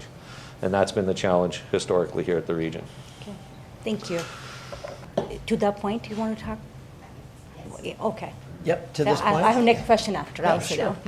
Just there's been discussion along this shared service, but discussion about changing our government structure to a four-city approach. Is that something that would eventually save the taxpayer levy or reduce the levy in the future? I know it's a big question, not that it really has to do with this right now, but it's along that whole idea about shared service. Did I say increase? I meant decrease. I said no problem. Yeah. Mr. CAO, I know you've looked at this. Yeah. My personal opinion is, if it's done right, there would be savings. At the end of the day, you combine those entities, you would need to streamline it and increase the capacity to handle it. You don't need, I'll pick on me. You combine four cities, you don't need four CAOs. You can go down to one CAO. At worst, one CAO and a deputy CAO, you're still saving on two. And you feather that through the organization. Where it doesn't really change, frankly, is at the bottom end of it, because at the end, you still need so many swim instructors to teach kids. You still need so many people on the road to do it. It's really at that administrative level. The other item, too, is where a four-city model or a combined model is more efficient than a shared services model is, you don't need agreement, and you don't need two CAOs negotiating something for a shared service. You just have one decision maker, and so speed of decision making is also better. But again, that's my personal opinion, not the opinion of council, because this is not something that's come through council at this point in time. But the less, to your point though, but the less at the bottom level, if you still need more, that's still less money than the top level needing. That's correct, yeah. So there has to be something, and maybe this comes back to that point of, we have to stop doing things the way we've been doing it, because the people, we cannot afford the structure we have, but that's just a side point. Back to Thank you for Councillor that. Patel. Back to you, Councillor Patel. Through you, Mr. Mayor, to Mr. CEO or maybe Ms. Clark. We have a new position that's requested for our staffing. last year we approved some of the position. So what happens to the position that not filled? What happens to the fund that's approved for the position? And another thing is when there's a budget approved and there's actual budget variance is lower, so what happens to that surplus? Clark? So through you, Mr. Mayor, we call those gapping dollars. So when we have new positions approved, we budget them for the whole year, despite the fact that obviously if we approve the budget today and we got that hiring out tomorrow, they're probably not starting till late March, early April. The surplus that we would have from those gapping dollars, we would put in to fill up our reserves again. So our reserves, especially our taxpayer, or our tax rate stabilization reserve, is in a very poor position right now. So we would use any of those surplus dollars to kind of top that back up again. Because I just read the review, and they're talking about that in St. Catharines. They're talking about using that dollar to make the budget zero. So that's what I'm just wondering, what happens with that money? Well, I read the review, so. Through you, Mr. Mayor, that's a little risky. So what I'm hearing is maybe don't budget them for the full year and only budget for when you think they'd be hired. Sure, you can do that, and that might help today. But what happens next year when you have to get that full salary in? So that's kind of why it's a better it's kicking the can down the road, right? Essentially, it's kind of why it's a better approach to budget it in full now. That's why we've moved to the debt placeholder, where you approve debt in the capital budget. We want to get that built into the levy today, so we don't have to say, oh, we're debenturing that thing that you approved 3 years ago. By the way, we're putting it in now, right? We don't want any surprises, and that's why we're moving to this best practice of all the decisions made today are in the next available budget. Thank you. And next question is from you, Mr. Mayor, to Mr. Clerk. It's about the marriage ceremony. Are they mostly locals, or they are out of the town who are getting married at our City Hall? Mr. Clerk? It's because the numbers are growing really fast, and that's great to see the numbers growing. Yeah, our marriage ceremonies, we did 449 last year, which was up from the previous year, although the previous year we didn't start until the spring because of COVID. The people coming in to get married, there are a great number of them from the Niagara area. I would say probably 75 to 80% are still local from Niagara, but we do have some from out of town. We did increase the cost of the ceremonies this year over last year, and that increase since we started doing them 4 years ago, we've already raised those fees through council by 75%. We are one of the higher chargers of ceremonial fees amongst the region, and we're right at that same level with those that offer the service outside of a municipality, just as a standalone service. So, but to answer your question, I would still say the vast majority are from the Niagara area. Okay. Can I just on that point? Yes. You say Niagara Falls or Niagara?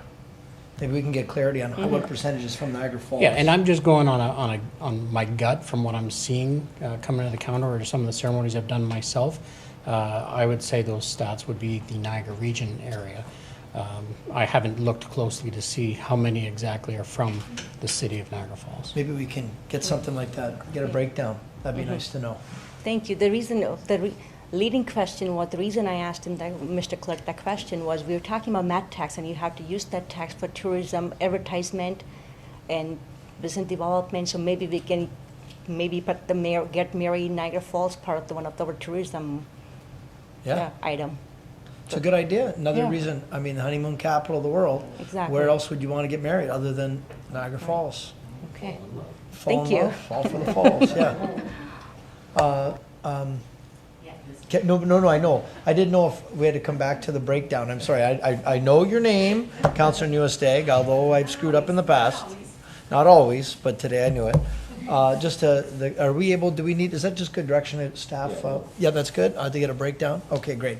Councillor Newestag. Just a question to that. Do people have to come here to have that ceremony, or could they, be at the exchange where you can make it a little bit more than in council chambers? Mr. Clerk. Yeah, I think a vast majority of the requests that we get, people are expecting to have that service done here at City Hall. It's the old adage of we're going to City Hall to get married. The whole reason why the Marriage Act changed years ago is because the Justice of the Peace, pluralize that, across Ontario, we're getting inundated with requests for people looking for a civil ceremony, non-religious.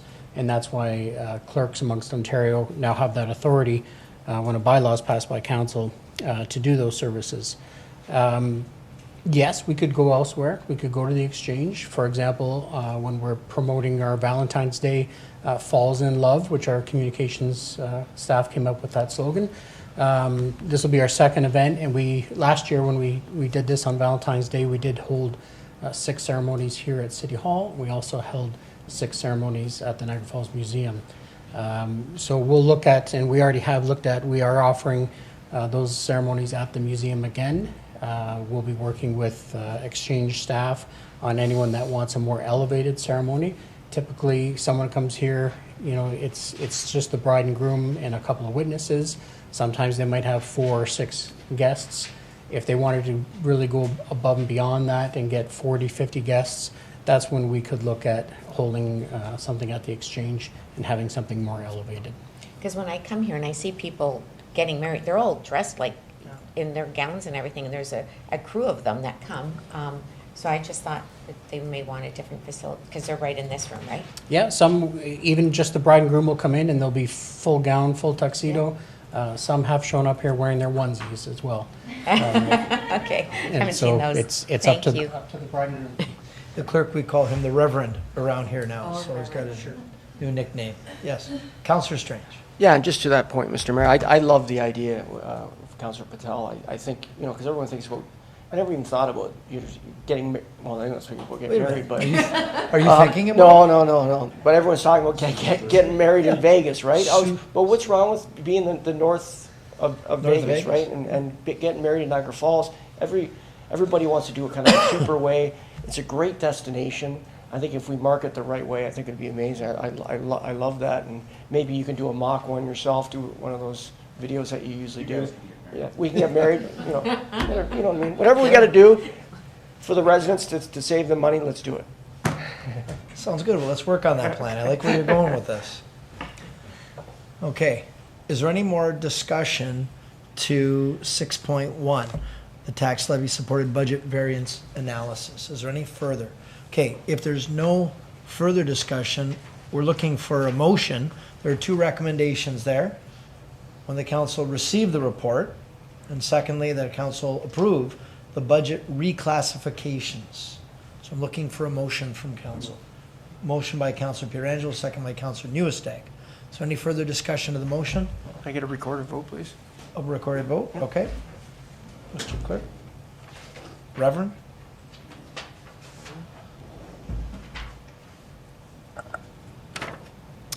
Okay, so the motion is to receive the 2 recommendations within the Finance Report 2024-03. We'll start with Councillor Baldinelli. Councillor Campbell? In favor. Councillor Lococo? I would just like to clarify, this is attachment 13 with the 2 pages. We'll get our treasurers to confirm. That's the reclassifications. Through you, Mr. Mayor, it should be the reclassifications. I don't know. Yeah, it's 2 pages. Yep. Okay, and I just want to confirm that I'm not missing anything. There's no 700,000 on there for the economic development, and there's nothing to do with the hospital on that. Am I correct? Through you, Mr. Mayor, these are reclassifications of the 2023. Yes, budget. okay, thank you. Yeah. I'm in favor. Councillor Newestag? In favor. Councillor Patel? In favor. Councillor Pietrangelo? Aye. Councillor Strange? In favor. Councillor Thompson? In favor. And Mayor Diodati. In favor.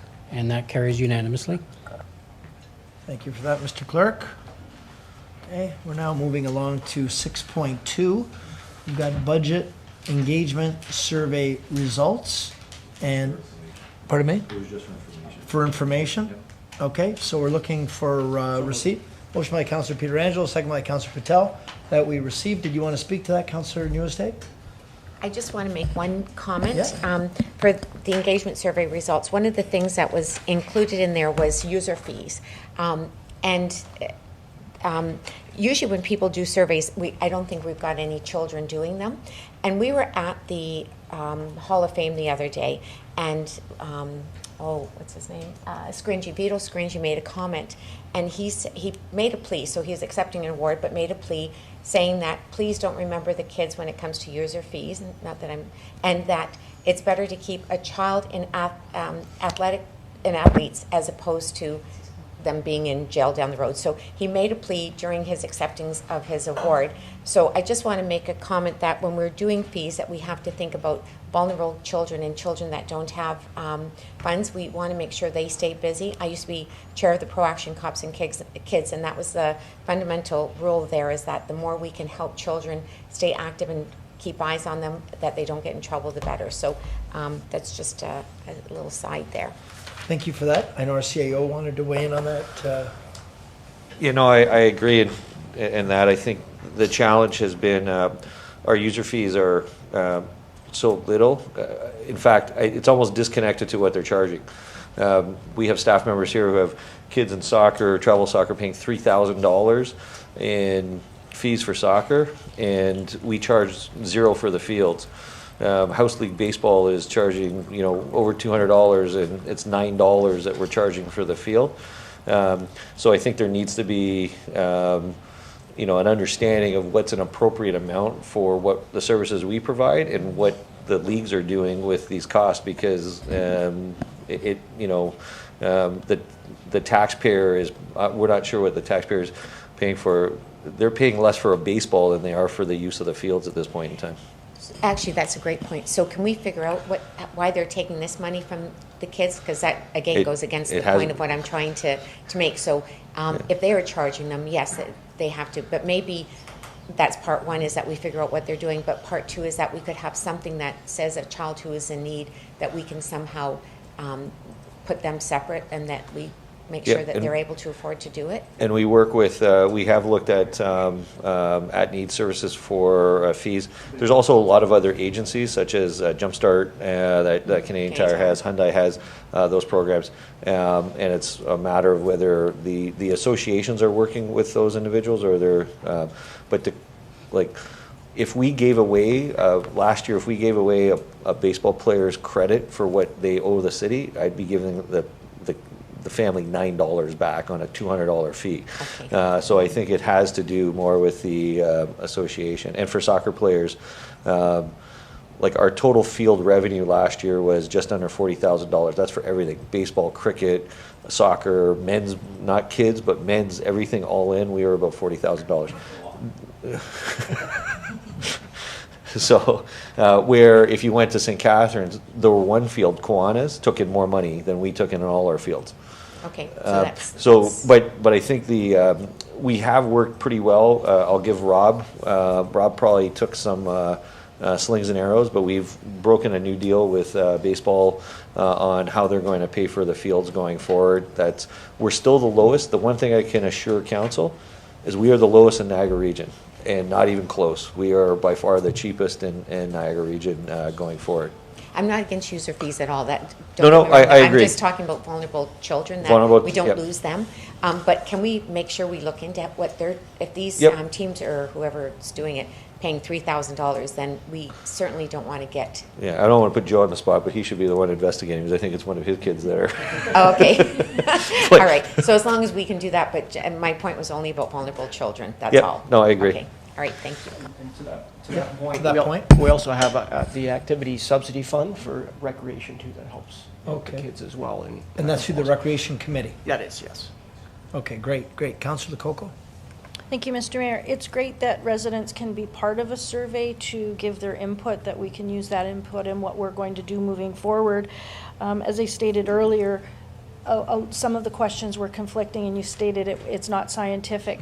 So I'm wondering if how we can get more responses, and how we can make the questions.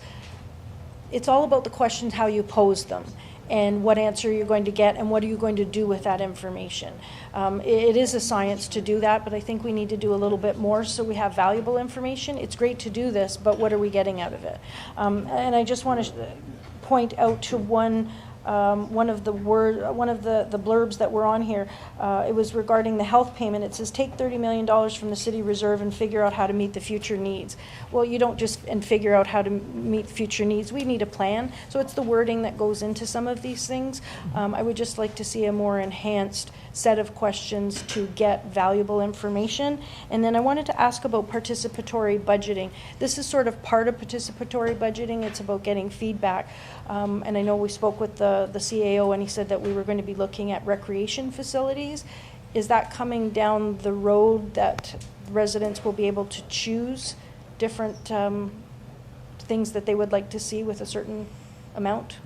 Mr. CAO? Yeah, a multi-part question. You know, I've actually run surveys in 5 municipalities now. I think, you know, you're always going to criticize how the question is, and there's always different ways to phrase it. What we try to do is ask questions that are relevant to what we think is coming up. So whether it's user fees or, you know, service preferences, or, you know, with regards to the hospital levy, you know, do you want to pay for it over a period of time, or that kind of stuff. So we think that, you know, those are, you know, and when you look at the responses, and we use this, and from staff's point of view, we take a look at what the responses are here. We take a look at what we're hearing from residents when we engage with them on a daily basis through all the services we provide, to say, does this kind of make sense? So we can always look at it, and with any survey, if you're past 10 questions, you probably lost them at that point in time. So, you know, we can always take advice on, you know, improving the survey, or if council wants specific items talked to during the budget guidance, is when you can ask for certain questions to be asked in the survey. Second part of your question with regards to participatory budgeting, that was to come through the service potentials for the Recreation and Culture Master Plan. So we'll pull budgetary items out of that to put it into, you know, into a group. It's something that we're going to hopefully do this summer or fall for the budget. And Ms. Moldenhauer is more in tune with that. Ms. Moldenhauer, did you want to weigh in on that? And I know we've got Dale Morton here as well, who's involved in the process. Yes, the items we're considering are initiatives from our 10-year Recreation and Culture and Parks Plan, and we were looking at children and youth initiatives, so that was kind of our primary, and we'll be reporting back to council with additional information as we move forward. Great, thank you.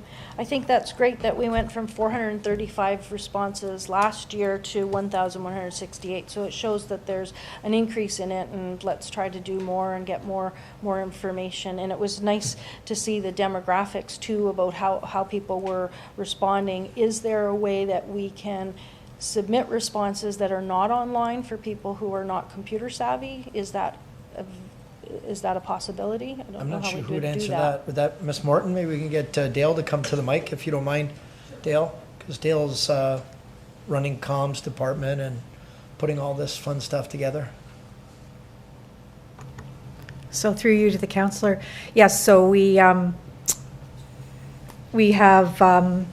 I'm sorry. Can you repeat your question? I'm sorry. How we can get more. Yes, we do have copies of the surveys at the clerk's department at different city facilities, so they can pick up a copy if necessary, or we can mail it out to them. So if they're not able to access it online, we have options. Thank you. Through the mayor to Ms. Morton. If they don't know about it, how would they ask for that? How are we getting the information to them that there is a survey available? Right. So it's on social media, it's in the newspapers, it's on the radio. We take advantage of every opportunity that we have at our disposal to promote the availability of the survey. Perfect. Thank you. So if you're not online and you listen to the radio or you read the newspaper, you'll see it. Yeah.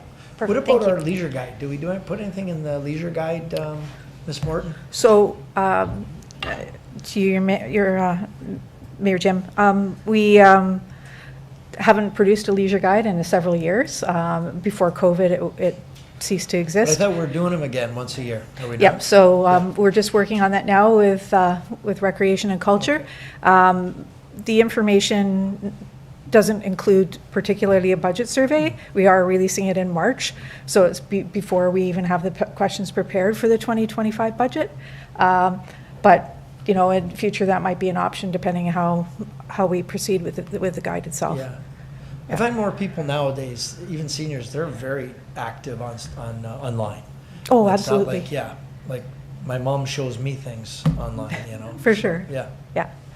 Mind you, she's younger than me. I passed her at 39. I don't know how. She said it's quantum physics and not to worry about it. So, yeah. So, any other questions for Ms. Morton? Councillor Patel? Through you, Mr. Mayor, to Ms. Morton, that the survey, the priorities, they show that arenas and sports field are at the lowest. So do we know what the age of the people who are taking the surveys? I believe it's included in the survey results. Can you see what page it is, Councillor Lococo? Okay. And do we have the option to ask them if they have children, that young age, do we ask them who use the facilities or programs? Right. We don't ask that question at present, but we could absolutely add that under the demographics section. That will make more sense to see how many people with the children are taking the surveys, so priorities, we can figure out what they're talking about. Sure. Yeah, absolutely. Okay. Thank you. Good. Thank you for that. Any other questions for Ms. Morton while we're here? Not Ms. Morton. Well, can I just ask, is there anyone with a question? Yes. Mr. Cio, and I'll come back to you guys. I know the athletic fields and the arenas got some attention, but if you read, like the question was, what was a priority over the next 5 years?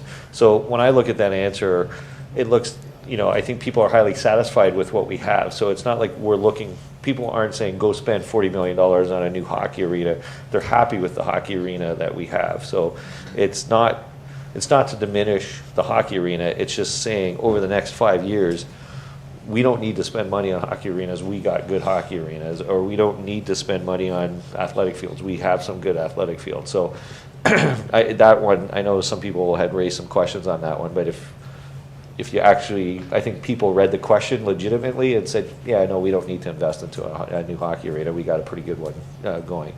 Right. Okay. Thank you for that. Any other questions for Ms. Morton while she's here?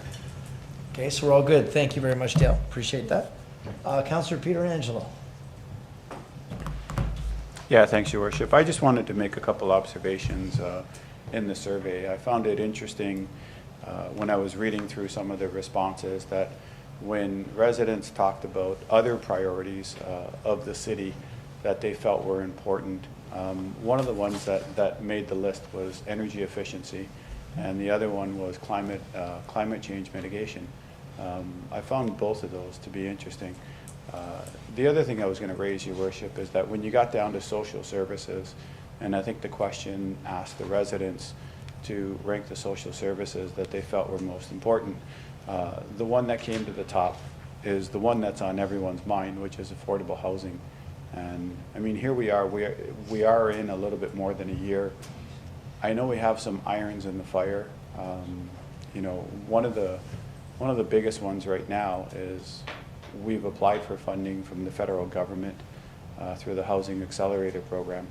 But we haven't heard anything, Your Worship, and I guess I just wanted to ask for an update. I don't know whether or not staff can give us an update on where we are in that application. I can answer that one. Sure. Because staff's been asking me. So we are back channeling it through our local MPs in government, also through other ministers. St. Catharines, as you are probably aware, got $25.5 million through the Housing Accelerator Fund. Now, their MP is also the parliamentary assistant to the Minister of Housing, Minister Fraser. So that doesn't hurt, right, when you've got that. So I did speak with Mayor Cisco the day that they were announcing the funding and the process that they took. So I can tell you that we're working on that same process. The CAO and Serge Felicetti and Ms. Dolch and I've been working on a plan to get in front of the minister and present, because we check all the boxes, and there's no reason why we wouldn't qualify, especially, you know, the federal government has identified this is the top priority of the country, and we've got a plan that exactly fits the program. Let's get going. So we're absolutely planning to get in front of the minister to get some kind of feedback. So far, we haven't received any specific feedback, I take no news as good news, and I understand we may not get the news as quickly as a community who's got a member of government, but at the same time, I think we fit the plan and we help solve the problem. So that's where we're at right now, but we're definitely on it. Yeah, it's interesting, Your Worship, that you would say a member of the government, because I thought the same thing. I think there's already been a minimum of 10 announcements. They came out with 5, first of all. It was London, Vaughan, Hamilton, Brampton, and Kitchener. And then after that, I've seen announcements for Toronto, for Mississauga, for Burlington, for Guelph, and then just last week, St. Catharines. And I don't know, there might be others out there that I missed. That was just a cursory review of them. So is there anything that we can do that can help? Maybe a letter of counsel to the minister? I don't know whether or not. It wouldn't hurt. I mean, but there is an urgency, Your Worship. There's an urgency in every single municipality.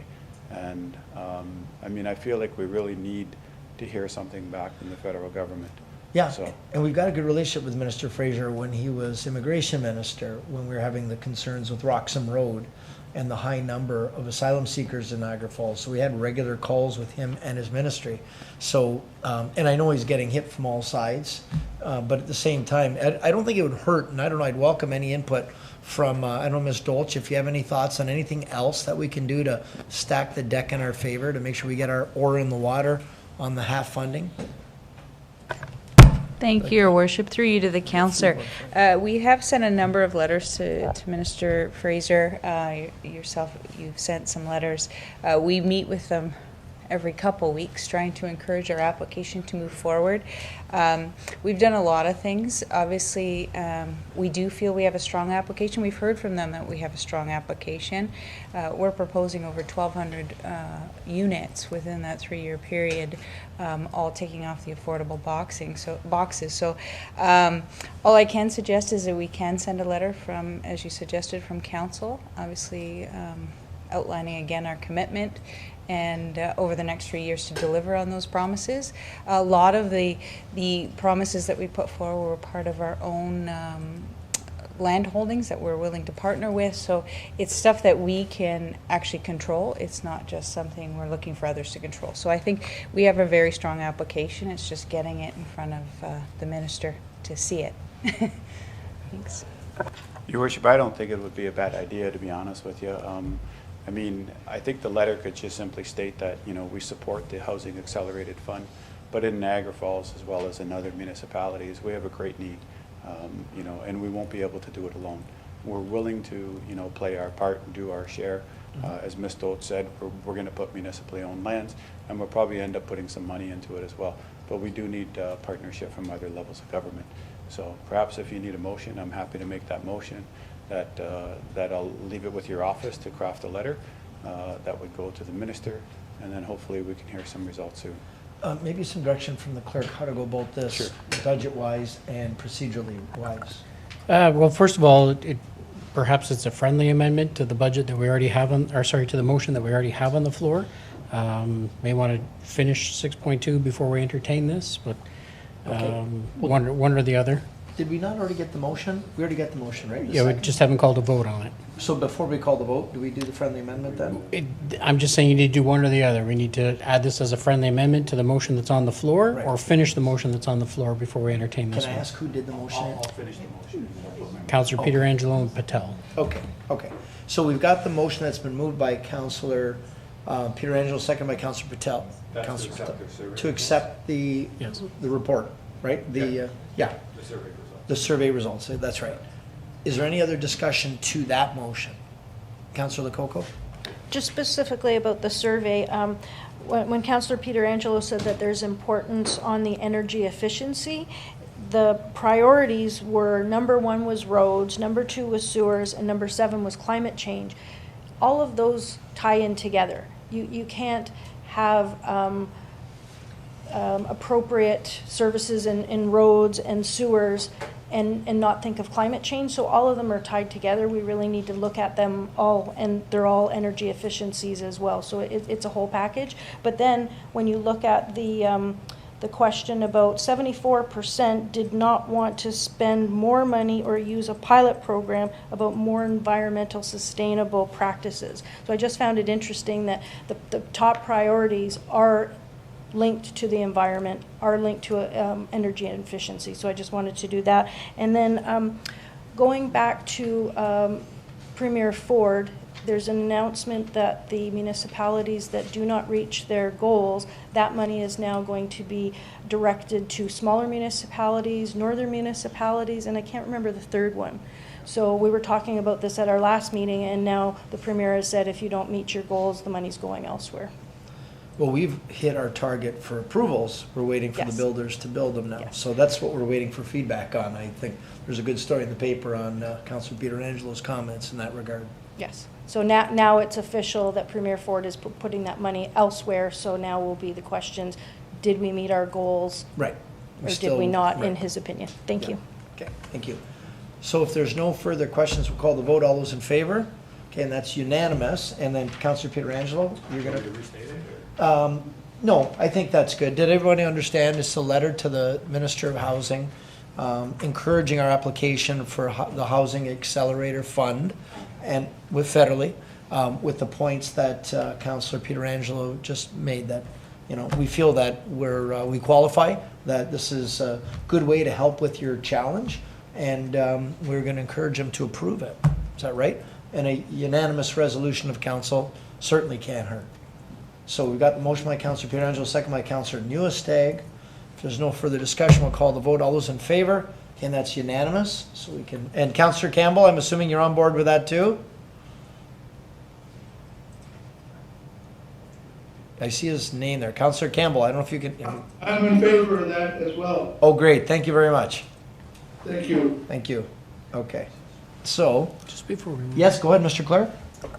I should have made this point earlier on, just for clarification with the agenda.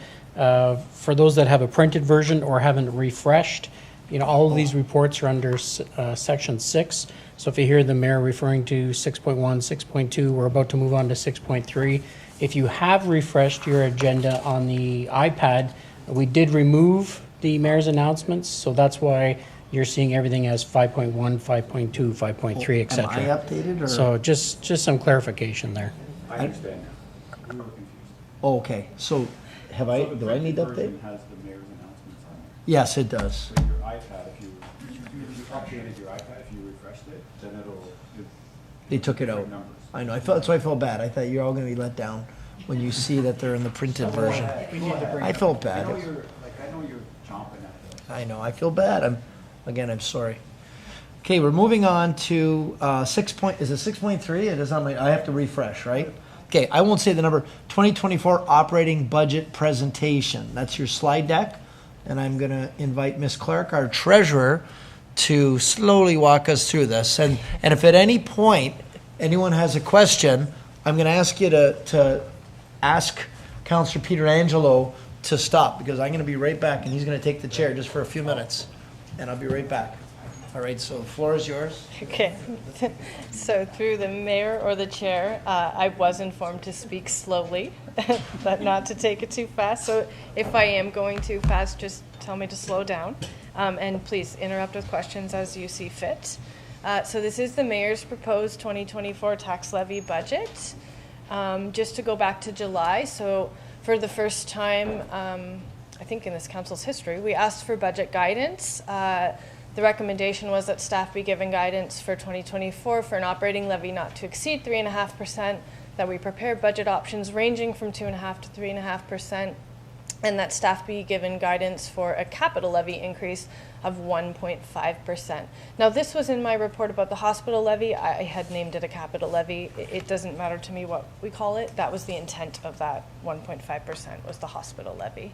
That those recommendations were carried unanimously, so that's the guidance that was delivered to all of our staff departments when they were setting their budget, not to exceed the top end of the 3.5%. Coming later in November, because of the strong mayor powers, the mayor did issue a directive to the CAO and myself to prepare the 2024 tax levy supported operating budget, provide periodic updates to the mayor, and provide the draft budget to the council and the public in early winter 2024. This was necessary because the strong mayor powers, they don't allow the mayor to delegate it completely to us, so we had to do this directive in order for staff to be given the direction to prepare the budget. I just want to take a quick second to refresh council's memory on the strong mayor's powers, since it will come up later. So the way those work, the mayor proposes a budget. The day council receives that budget is the day the 30-day clock starts on the review period. In this case, council was given the budget January 9th. So that means your 30-day review period, in which council can make amendments by a majority vote of council, is ending on February 7th. Unless we shorten the period by council, which you will see in my report F 2024-07. I have asked if council is satisfied at the end of this meeting that all amendments have been made to please shorten that period to end today, so we can move along the steps. Otherwise, the budget would not be deemed adopted or approved until at least February 7th.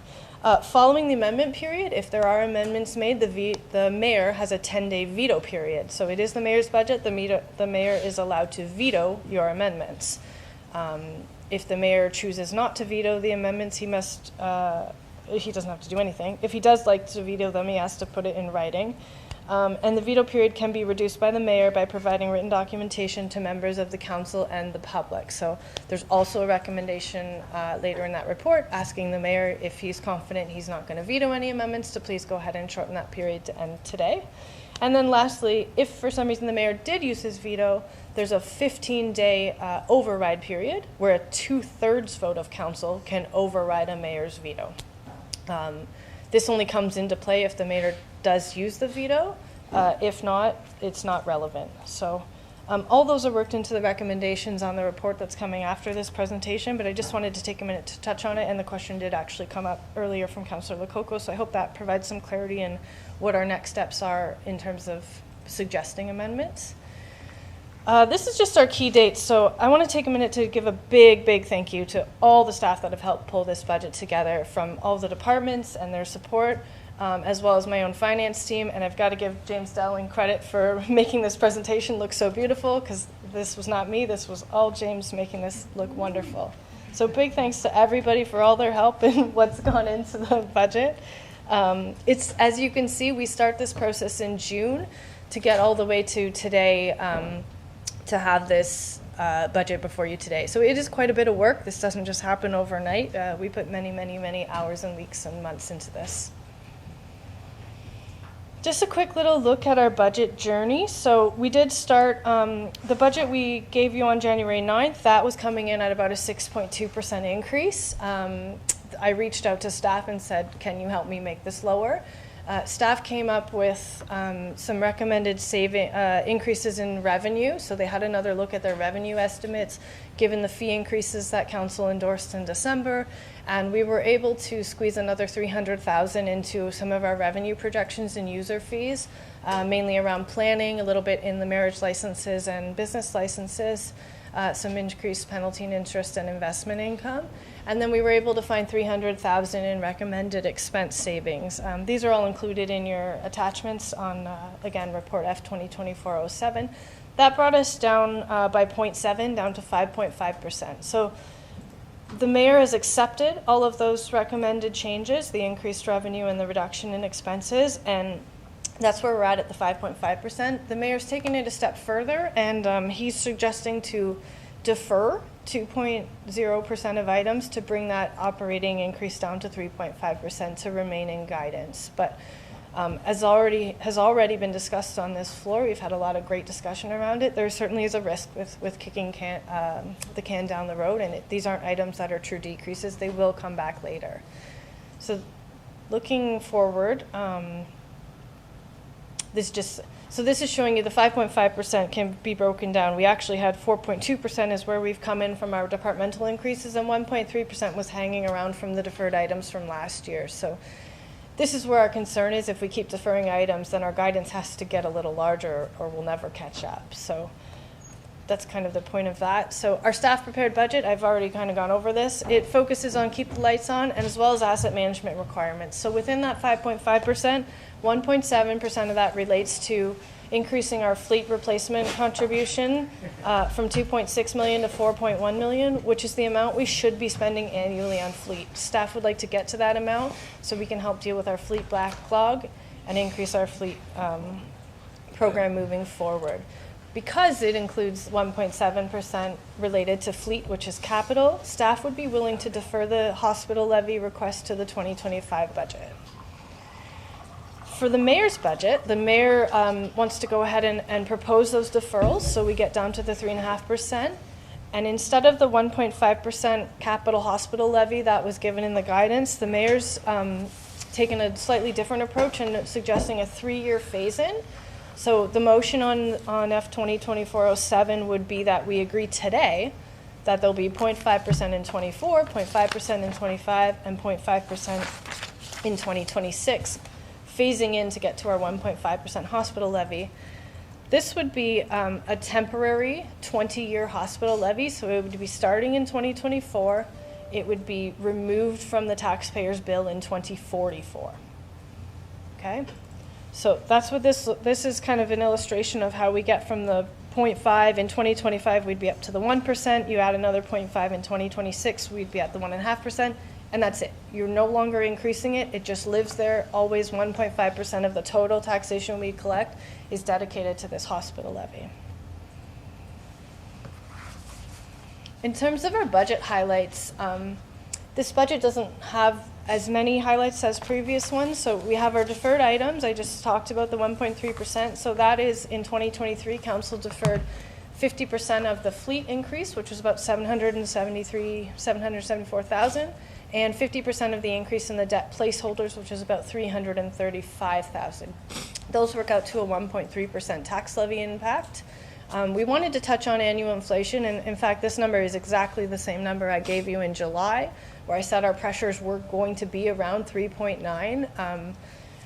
We wanted to try to get you at an increase that ended at 3.5, but it's been really challenging. So inflation is closer to 4%, and we would appreciate some consideration in adjusting the guidance up to 4% to meet inflation. In terms of modernization initiatives, this budget still includes some new customer service impacts. So in our capital budget, we had approved two new customer service positions with 25% funded by the levy. We're working on enhancing our online and self-service options, and we're still working to modernize workflows. And then lastly, just last week, Project Level Up or Project Elevate,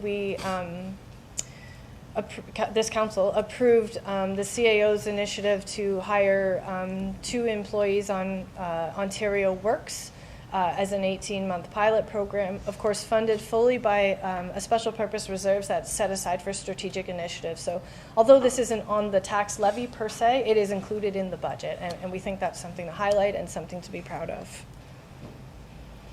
This is just a look at our road to long-term sustainability. So we do want to point out that we are making some progress. You know, we've started with this asset management gap.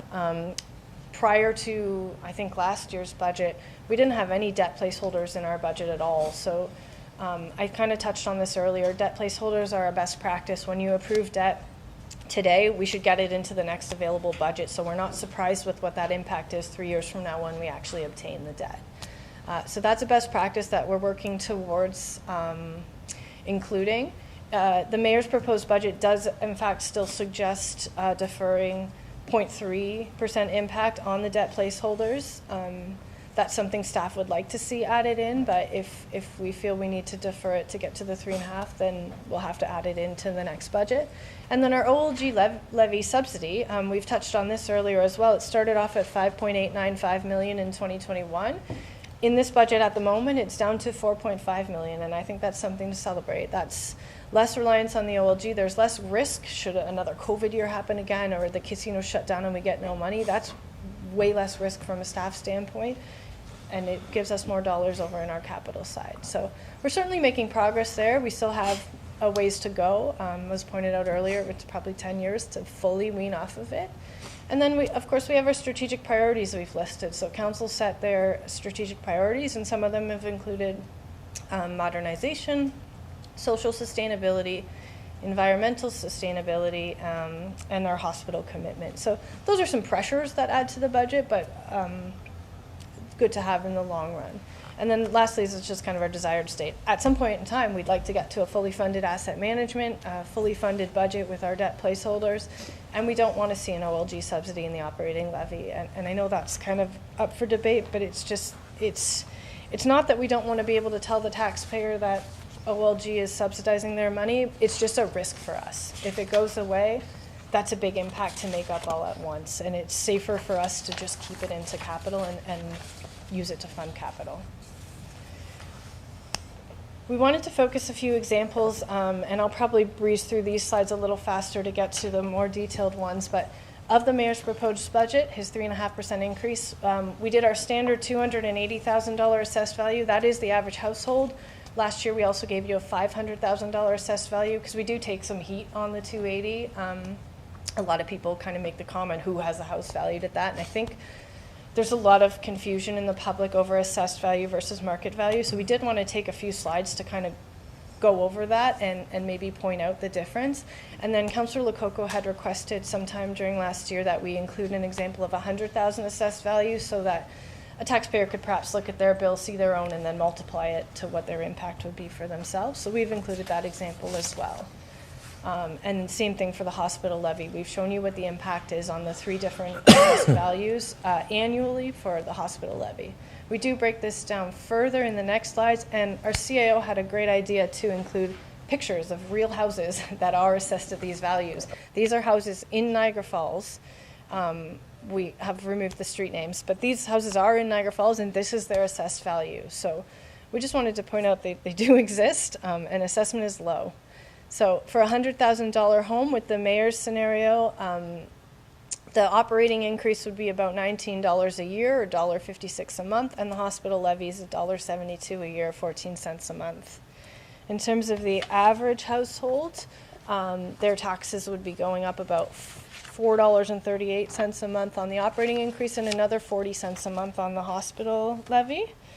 And then for the $500,000 home, those are taxes would be going up about $94 a year or $7.82 a month and 72 cents, oh, that says year, but 72 cents a month for the hospital increase. Ms. Clark, if I could just stop you there for a second. Yeah. So just to be more clear about assessed value versus market value, so those houses, you're showing the assessed value. Yep, those houses pictured there are in Niagara Falls. They are assessed at $280,000. But what's their market value? So I don't have the market value for those ones, but I do have a slide coming up that I am going to show you. So, But not a bit, see, I'm looking for a house, something people are visual. So we don't have the pictures of these, but these are actually. Yeah, I know, but a house, people are visual. That's the problem with charts. Accountants like charts. The average person likes visuals. I put the pictures in. I said Pictures of beds. Okay. I'm just saying, well, we happen to have a realtor in the house. Right now, without saying what I think those houses. So could we go back to the picture? Okay. And just again, this is not scientific. It's like our survey earlier. It's not scientific. But Councillor Strange, those 2 houses are assessed at 280 because everyone who calls me complains about their taxes, their assessments. Assessment is At this market right now, they're probably about 750. okay. So 750. Okay. Okay. For these ones.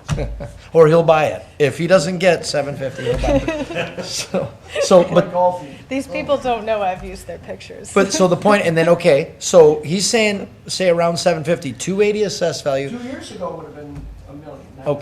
Okay. Now let's flip to those nicer ones if we could. Now, those ones there, so they're assessed at $500,000. Yeah.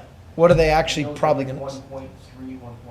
Okay, so close 2 to 3 times the actual difference. So I just wanted to be clear about that. When people are looking at their assessed versus their market, it's not what your house is worth, it's what it's assessed at by impact.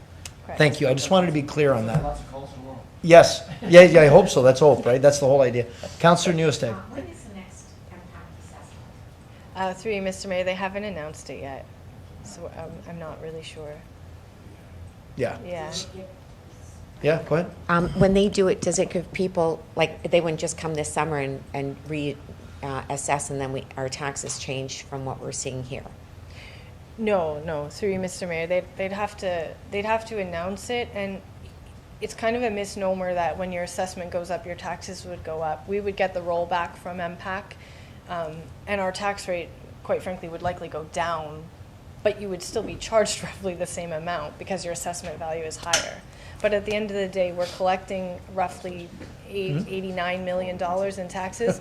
We still only need to collect $89 million regardless of what your assessment value is. Now, we went through that video last year, maybe because we're on this right now and people need to understand it. Could you just take a minute more so that if anyone's watching, they totally understand the tax rate versus assessed value? Like what that means if the assessment goes up, what that means for taxes? Sure. Through Mr. Mayor, I'm not sure what video that is, but... Oh, okay. As I was saying, so we're collecting roughly $89 million in taxes, or that's what we're proposing in this budget. Right now, let's say we're basing that on an assessment pool of, I don't know, $100 million. If the assessment pool went up to $150 million, we still only need to collect $90 million, so you would just spread it out differently. I don't know if that, I don't know if maybe you have Jason has It'll be a better food analogy, scenario. but go ahead. No, the treasurer's corrected. So the only time, if your assessment value goes up higher than the average increase, if everyone's houses go up at the same amount, there is no increase in your taxes. If your assessed value goes down when everyone else's go up, you'll actually get a decrease in taxes. So it's only when you're out of line with the average across. So if you're experiencing average, increases, then the raw dollars that you pay in tax. The mayor likes his food analogies, so I always say, we have a slice of pizza, the budget's $88 million. Whether I cut that up into 12 slices or 8 slices, it's still the same amount of pizza. The pizza's only so big. So, the assessed value it's only in comparison to the rest of the market. Yeah, I just want that comment because we are comparing it to assessed value so the taxpayer understands. Thank you. Thank you. Thank you. Okay, so here's a chart. So here's a chart. Like it or not, there are some small pictures on it. These are true houses. We don't have the pictures of them, but these are actual selling prices and their actual assessed value, and then what their amenities are. So for a 2-bedroom, 1-bathroom, no garage, it sold for $375,000. It was assessed at $114,000. The 3-bedroom, 3 plus 2 bedrooms, 3-bath, 2-car garage, $510,000 selling price, $162,000 assessed value. Going up in amenities, the 4 plus 2 bedroom, 3-bathroom, 1.5 garage, $800,000 selling price, $255,000 assessed value. So you can start to see the variances there, and the last one is actually the largest variance. The last one, the 4 plus 2 bedrooms, 4 bathrooms, 2-car garage, sold for $1.7 million, assessed at $540,000.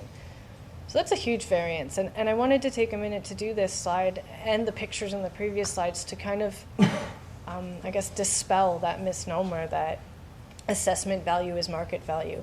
The assessment values are set at the January 1, 2016 current value and assessment. So in theory, MPAC should be assessing your house for what it would have sold for in 2016. And that's something to keep in mind. You can't think of it as today's market prices. They're set back at 2016 rates. So I hope that helps. Another thing that was kind of neat this year, so because the regions actually approved their increase already, I'm actually able to give a full impact. And I know this has been asked in previous years, but we haven't always been able to accomplish it because it sort of depends when the region's done. So with the mayor's proposed budget, again, that's the 3.5% increase plus the 0.5 for the hospital levy. For a $500,000 assessment, your 2023 tax bill would have totaled $7,526, with the city portion being the $2,800 plus the $39 in capital, the region portion $3,900, and education $765. Looking at your annual impact, your taxes would be going up $343 or $29 a month, with the region responsible for $20 of that and the city responsible for $9. So your total taxes would be up around almost $7,900 at that point. And again, that's the $500,000 assessed home.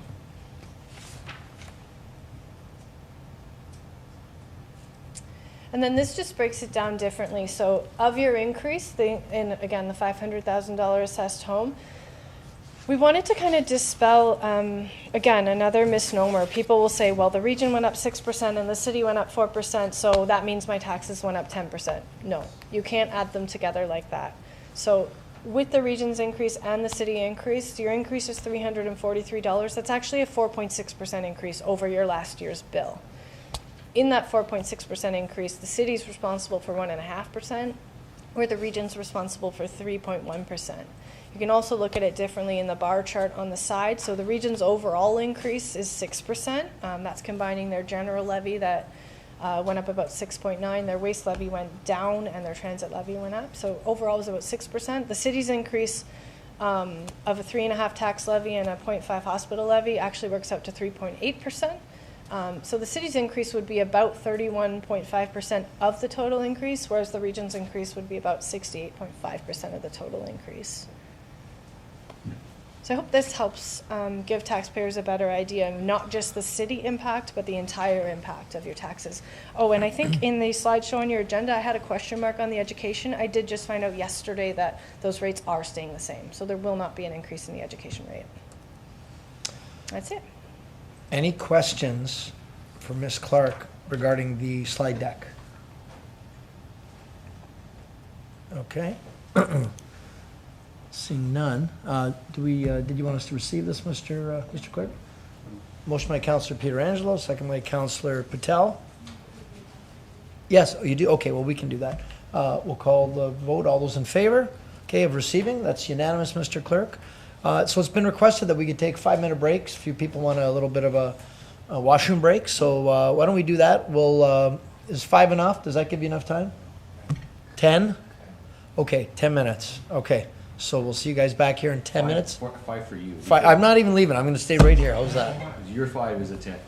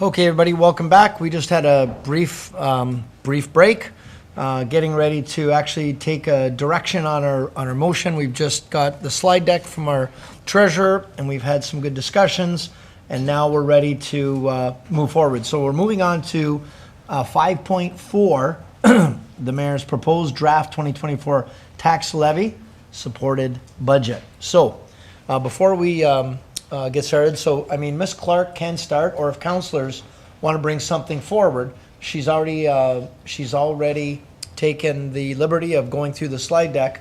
Yes, Councillor Strange, did you? Oh no, oh I'm sorry, you were just reaching for something. I'm sorry. So what's the will of council? Anyone want to? Councillor Pietrangelo? Yeah, Your Worship, if you're looking for comments, Yeah.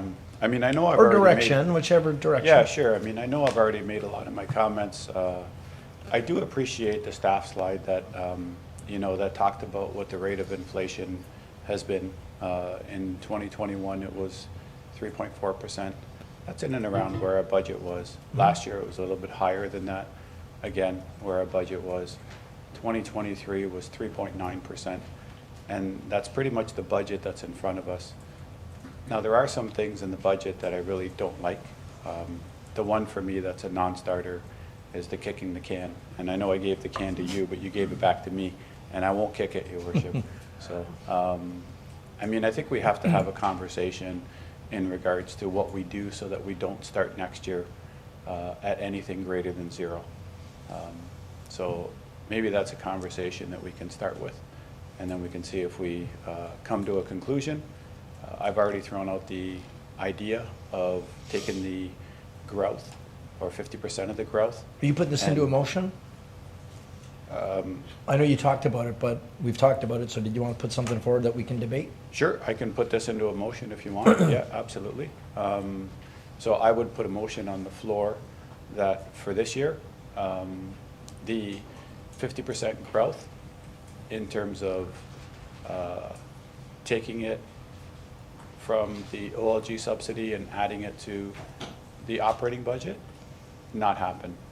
And that's going to save 0.65% and not kick that down the road. So that next year we won't have to start at 2.0 if that's where we end up.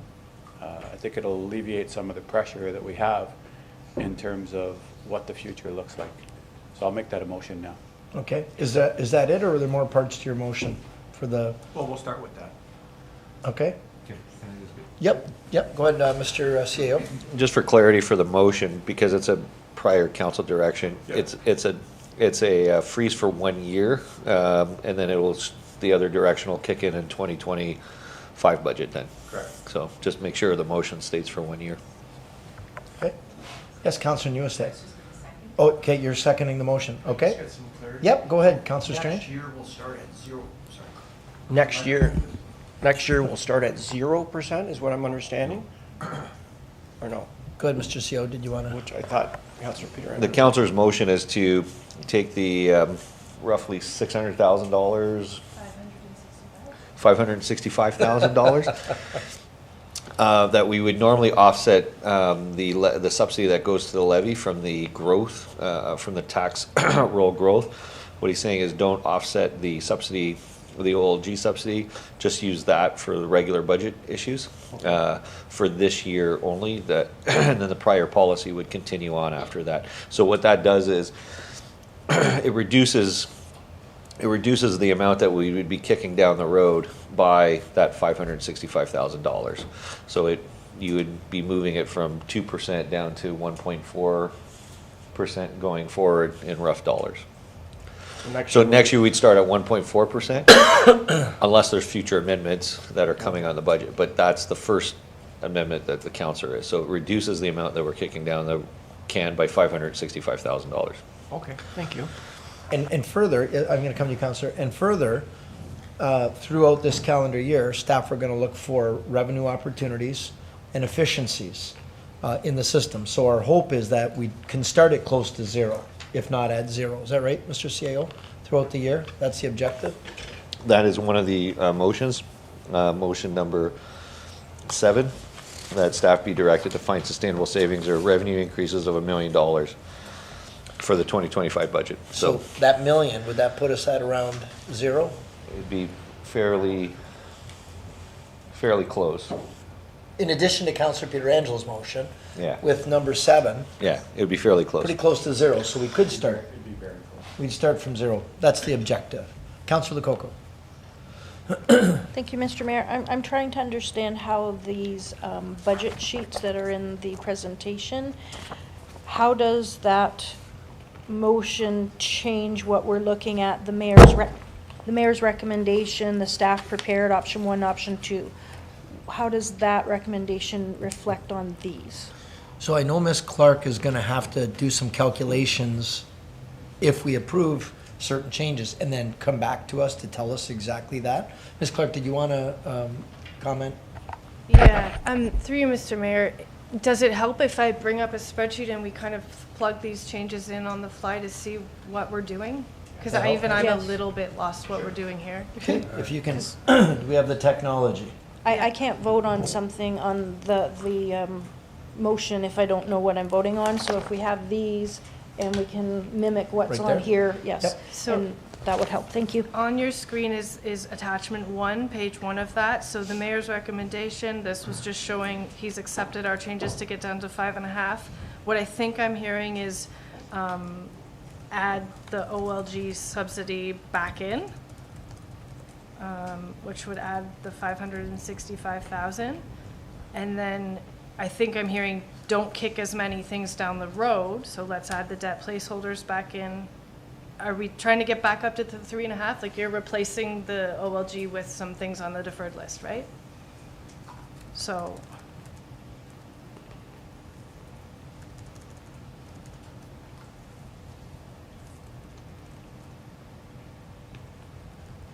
We'd still be deferring some of the fleet.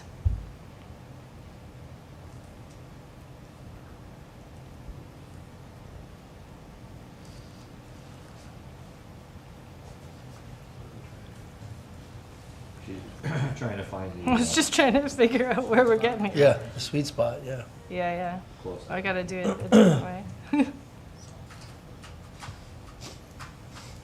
Solve for X. Yeah, I know, right? Go ahead, keep talking. So what you'd see there is Roughly $1 million, roughly $1 million would be, there you go, that's the exact number. So maybe just do a sum on those two. Oh, sorry.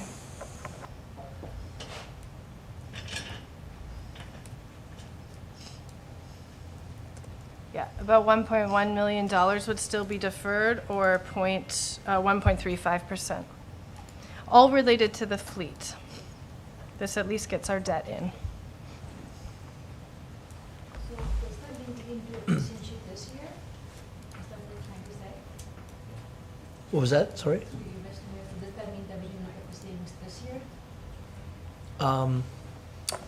Yeah, through the mayor we would look at savings in 2024 to capture them for 2025 because I won't be able to get a full year savings out of anything. So if I make changes, in September or October, by the time you actually capture those savings in actual dollars, it won't be till 2025 anyway. So that's why it's good to try to work on your savings this year so that we can capture them fully in 2025.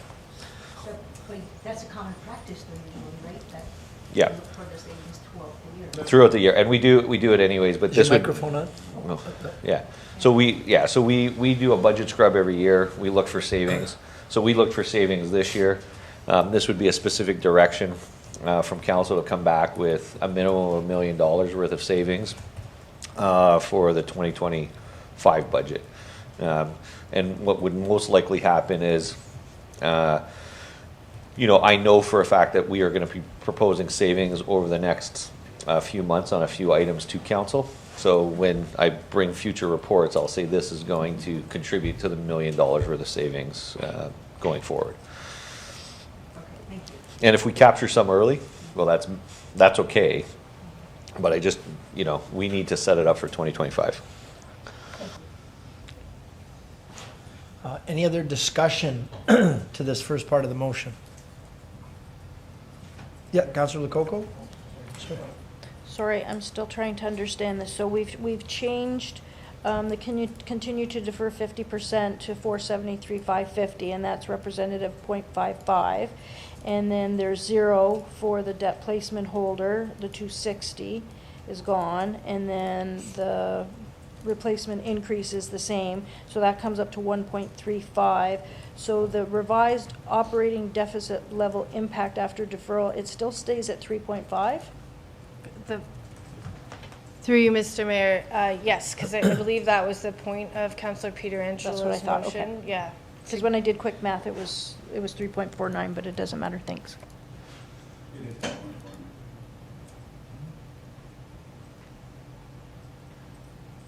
Rounding. Yeah, the difference is the 3,010,715 versus 3,015,464. You want me to add a little more back in?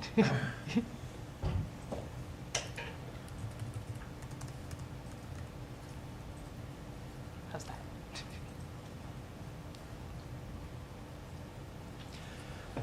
Yes, Councillor Strange? Okay. So now, we're gonna do these, are you gonna do one at a time? Councillor Pietrangelo? For now. Might be easier. For now, I think it's a good practice, just simply because it'll give direction to the overall budget and where we're headed. So, I mean, I wouldn't be able to vote for other things if I didn't start with this one. Yep. Okay. Also, I think it's cleaner if you want to veto under the mayor's power, you can veto a specific one. Yep. So I think it keeps it cleaner if each one of them is, because each one of them is an amendment to your budget. Yep.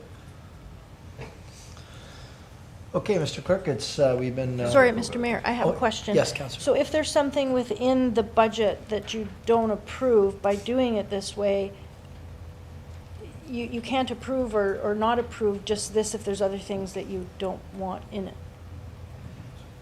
Mr. Seo. How do you do that? Yeah, so I think the issue is the mayor has levied or has tabled a budget. And then if council wants to make changes to it or amendments to it, I think it's a good practice to have each of those amendments voted on by council, because under the mayor's Strong Mayors Act now, he can veto any one of those amendments. So I think it's, instead of saying, well, the whole budget, he's already tabled the whole budget. So if you want changes to the budget, you'd have to specifically provide amendments, make recommendations to amendments to the mayor's budget. And then that's what'll get voted on, and then he can veto those amendments, all or some of them. Okay, thank you. So I'm looking up at the top about the proposed deficit and the total operating. So that 5,339,296. If there's something that you don't agree in that, but you might agree with the amendments that Councillor Pietrangelo just put forward, but you don't agree with the base, what do you do? Then you'd bring another amendment to the table and vote on that amendment.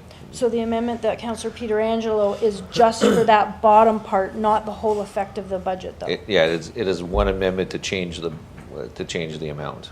So, yeah, he's not changing the whole budget. He's asking for an amendment to the mayor's budget. Because it's not really affecting the bottom line, it's still 3.5, but It's still 3.5%. What he's affecting is, he's affecting the future budget, because now in the future, you won't start off next year's budget with an automatic 2% increase of things that weren't paid for in this budget moving forward. So he's essentially affecting the 2025 budget more substantially through the 2024 budget. Okay. Does it make sense if I agree with that to vote on it, but then if I want other things, when do you vote for the whole budget? You put the amendments on the floor, the council votes for the amendments as a whole. We'll change the budget, and then you'll see what the budget is. So once all the amendments, all the approved amendments are voted on, we'll ask for a 15-minute break to reconfirm the numbers and put the whole budget back on the screen for council then to approve the whole budget. And the mayor, in theory, could reject. He could veto all amendments within a 10-day period and go back to his budget and have that have council reconsider his veto at that point in time. Okay. That's why it's important to get if you want an amendment, what I think is cleanest is we vote on each amendment. There's agreement to it, because there's no sense changing it if there isn't agreement on the amendment, because then it doesn't even impact any of the veto obligations or not. So just each change you want, put an amendment to the floor, vote on it, and then we'll record it going forward. I know it's a new process this year because of the veto powers and having to be able to come back and forth with a veto on that. Because one of the clauses is if the mayor agrees to it, he accepts all the amendments, and then so that way we have to have them all itemized. Thank you. I guess from my perspective, it's hard to vote on individual ones without knowing what the impact is going to be totally. Like maybe there's 10 different amendments and we get to number 2 and that sounds great and you approve that, but then when you get to number 3 or 4 or 5, you might not agree with that, and then the end result is not what you want. I think the idea of budget, I don't think anybody gets all that they want, but you hope that most of the people get most of what they want, and we build a consensus. I mean, some people think you need more sports fields, some people think you need better roads, right? So you try to do as much for the most amount of people as possible. So I don't think anything will ever be exactly what anybody wants in the room. No, I didn't mean that. I meant if you're approving individual amendments, you might agree with the methodology of that amendment, but when we keep making amendments and then the end result is something different, you might not agree with that end result. Do you see what I'm saying? And then you have to propose another amendment. It's like this one is easy because it's not affecting the 3.5, it's just affecting where we start off for next year. So that one's sort of easy. But I can see, like, if everybody brings up an amendment, Councillor Thompson might bring up something that sounds great, Councillor Patel brings up something that sounds great, and then you start making the changes, and then you start seeing how it changes. So then you might not be able to make other changes. That's where I'm going. Make that decision at that point. Yeah. So for each amendment, we'll show the total impact, and then we'll go away, reconfirm it, and show the total budget. So you'll know for each amendment what the impact is to the budget. I understand that, but then how many more amendments are coming? That's where I'm going. Like, we won't know that. No, we won't know. You won't know that. Okay. But that's Okay, always thank you. been the case. You know, if staff presented the budget and one counselor wanted a particular change and another counselor wanted another change and another counselor, it's the same way. It's just this one is a little different because the mayor has the right to veto. It's not all a one encompassing vote. The mayor could choose to veto particular amendments, not the whole where before. So we'll still have the running total like we did in prior years, and you can assess the running total as you go through it.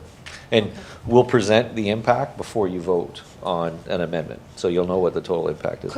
Could we possibly get all of the amendments that everybody's thinking about, knowing what they might be? Because if we approve number 1 and 2, not knowing that there's other amendments coming, I don't see how you can officially approve something if another idea comes up and it's better. I'll Like, leave could we that to talk about all of the amendments? I'll leave that to the will of council. I think the challenge is if we put a whole bunch of amendments that doesn't have the confidence of council, you're looking at numbers that won't carry any weight.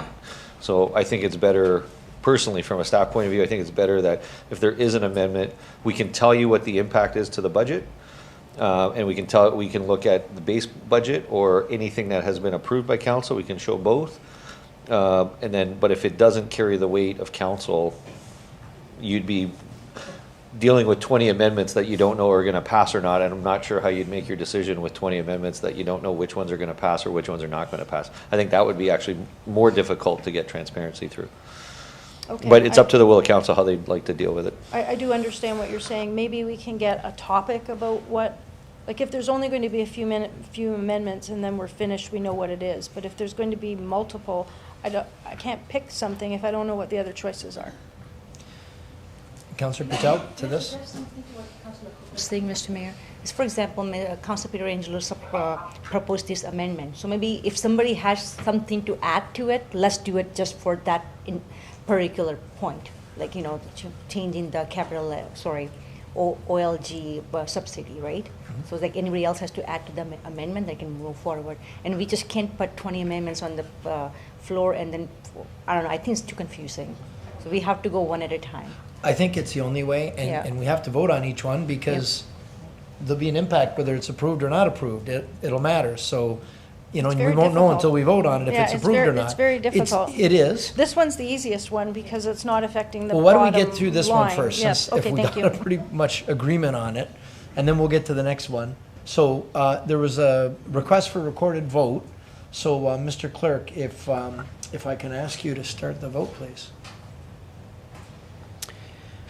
Okay, so the proposed amendment here, and, you know, I'll work with the treasurer to make sure we get the correct wording, is that for 2024 only, that the 50% growth in terms of taking from the OLG subsidy to the operating budget not happen. And we'll call the vote. Councillor Baldinelli. Councillor Campbell. In favor. Councillor Lococo. In favor? Councillor Newesteg. Councillor Patel. In favor. Councillor Pietrangelo. Councillor Strange. Councillor Thompson. In favor. And Mayor Diodati. In favor. That carries unanimously. Okay, thank you. I'll come back to you, Councillor Pietrangelo.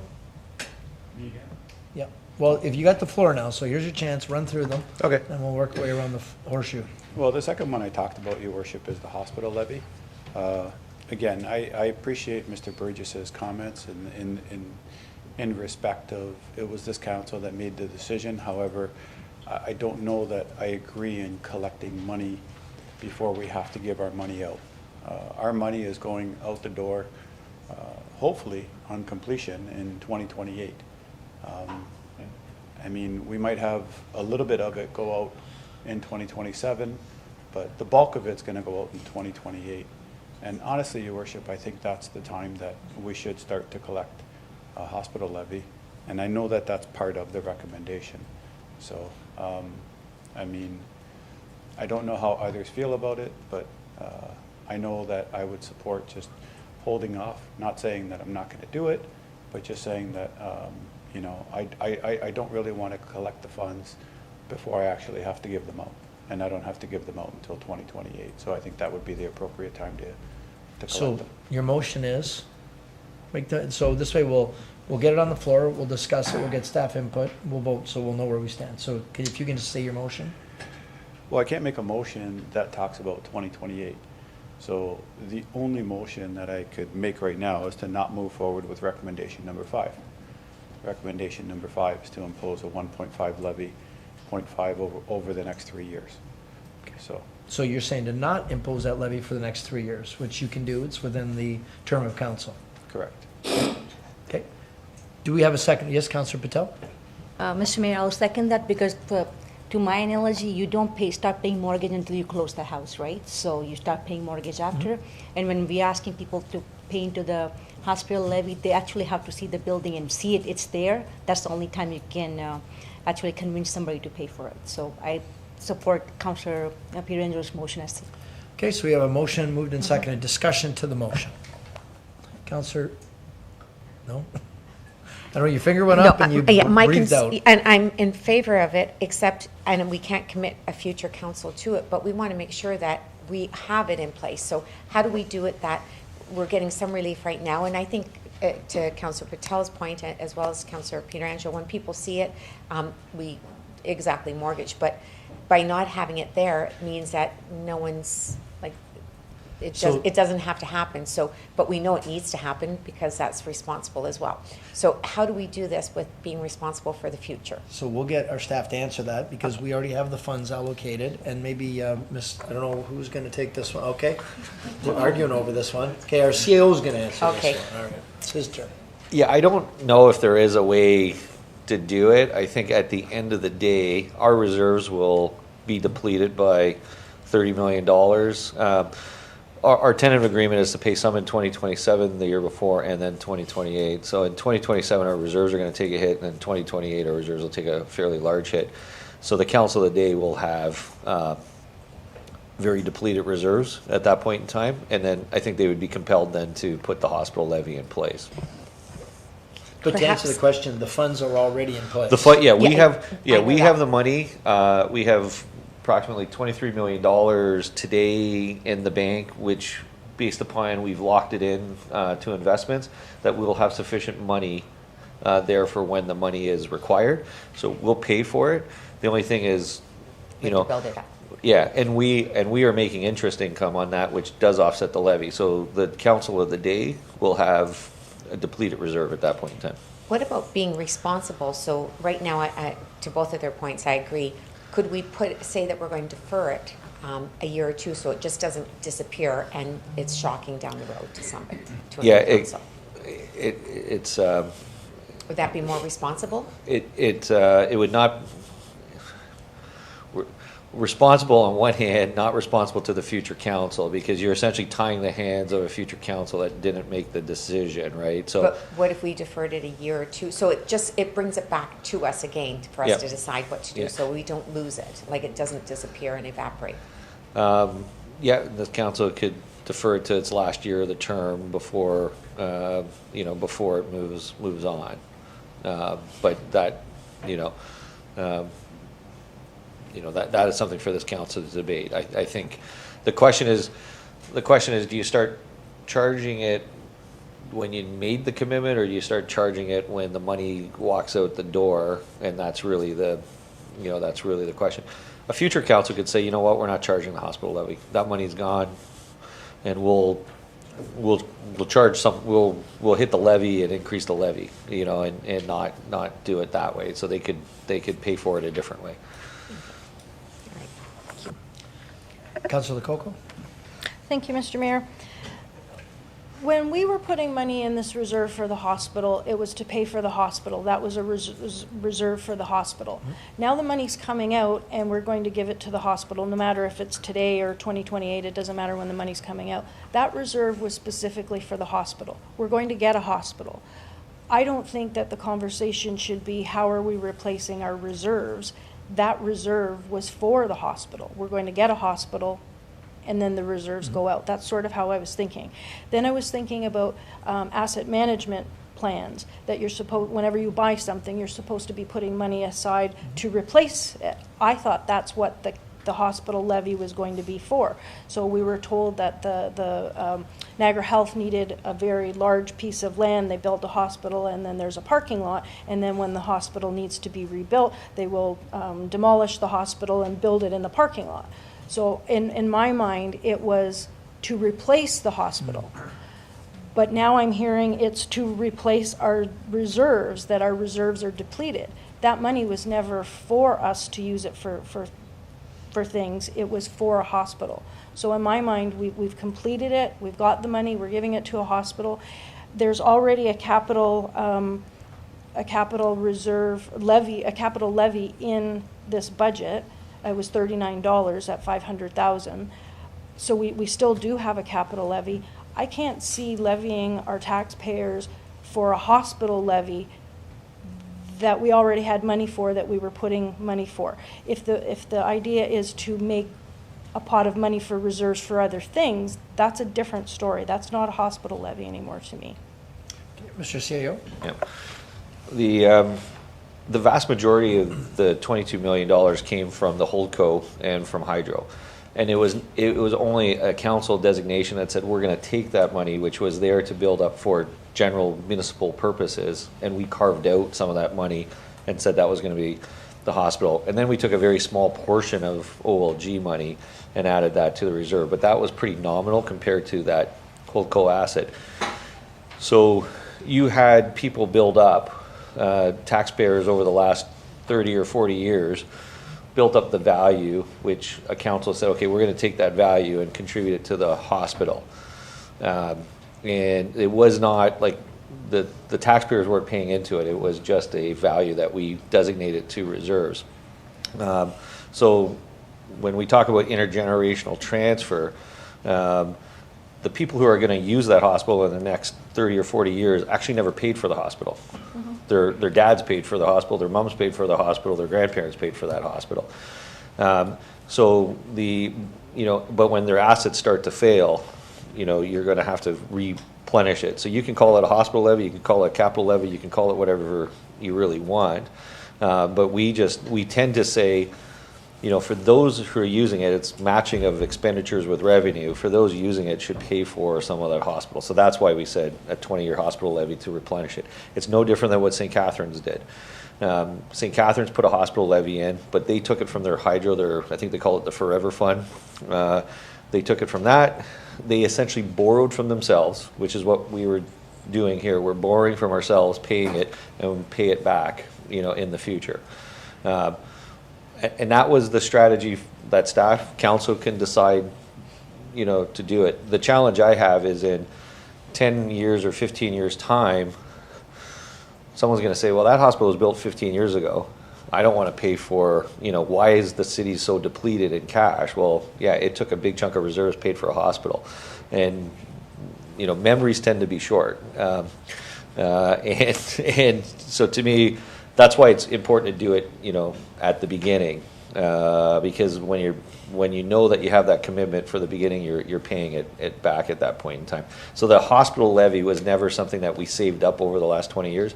It was a designation from assets that we had, and we designated it towards the hospital. It wasn't like, taxpayers were paying for that. We took value from one hand and put it to the other hand. And it's really from the investments that this council made in their holdco. Thank you. So at the end of the day, we took money from the investments from Holdco, we took some OLG money, and we kept putting into a reserve called Hospital Reserve. We're now going to pay for the hospital. To me, that's done. If we want to replenish reserves by getting more money, then that's a whole complete different story. And that's why I brought up about the OLG funds. If we could take $1 million to $3 million per year and put it into whatever we're going to call it, if it's a hospital levy, a capital levy, whatever that levy is, then we have money put aside for that. But I can't see spending money. We're paying for a hospital, we have the money, and unless we plan on a capital asset management plan of saying we have to rebuild that hospital and we're putting the money aside for it, I can't see calling it a hospital levy. Well, the motion is to not do it right now, right? So we're not going to be paying into it for the next 3 years. That's what Councillor Pietrangeli's motion is. So you're agreeing with his motion? Will the next motion be to have another levy, though? Because we're not there, though. I know, but this is, Ms. Clark said you can call it hospital, you can call it capital. I don't want to vote for this and say, okay, yes, and then all of a sudden there's a new capital levy. But they're different motions, though. I mean, yeah. If you agree with the direction, I wouldn't be worried about what the next motion is going to be. We'll deal with that one when it arrives. Right now, this is the motion on the floor, right? Like, do you agree with what he did? It's based on what you just said. No hospital levy for the rest of this term. Exactly. That's what the motion is. So it sounds like you agree with it. Yeah. But you're worried about what the next motion is. I don't know the next motion. Yeah, either, I see. It was just the term Have hospital you levy. seen this council? I have no idea what's coming. No, neither do I. It's just the term hospital levy that I don't agree with the process of what we were going to do for 20 years. Yeah. So the motion, I guess, that's before us is only for 3 years. So I guess I approve that we do not have a hospital levy. But at some point, if we come up with another hospital levy, I won't approve Then we'll deal with that. Yes, thank you. When it does. Okay, thank you. Yes, Ms. Clark? Can I just get a little bit of clarity? Is this the same as your first motion where you're suggesting not to do this, but adding back in a kick the can, or this is just coming off? I think for now, this is just coming off. Okay.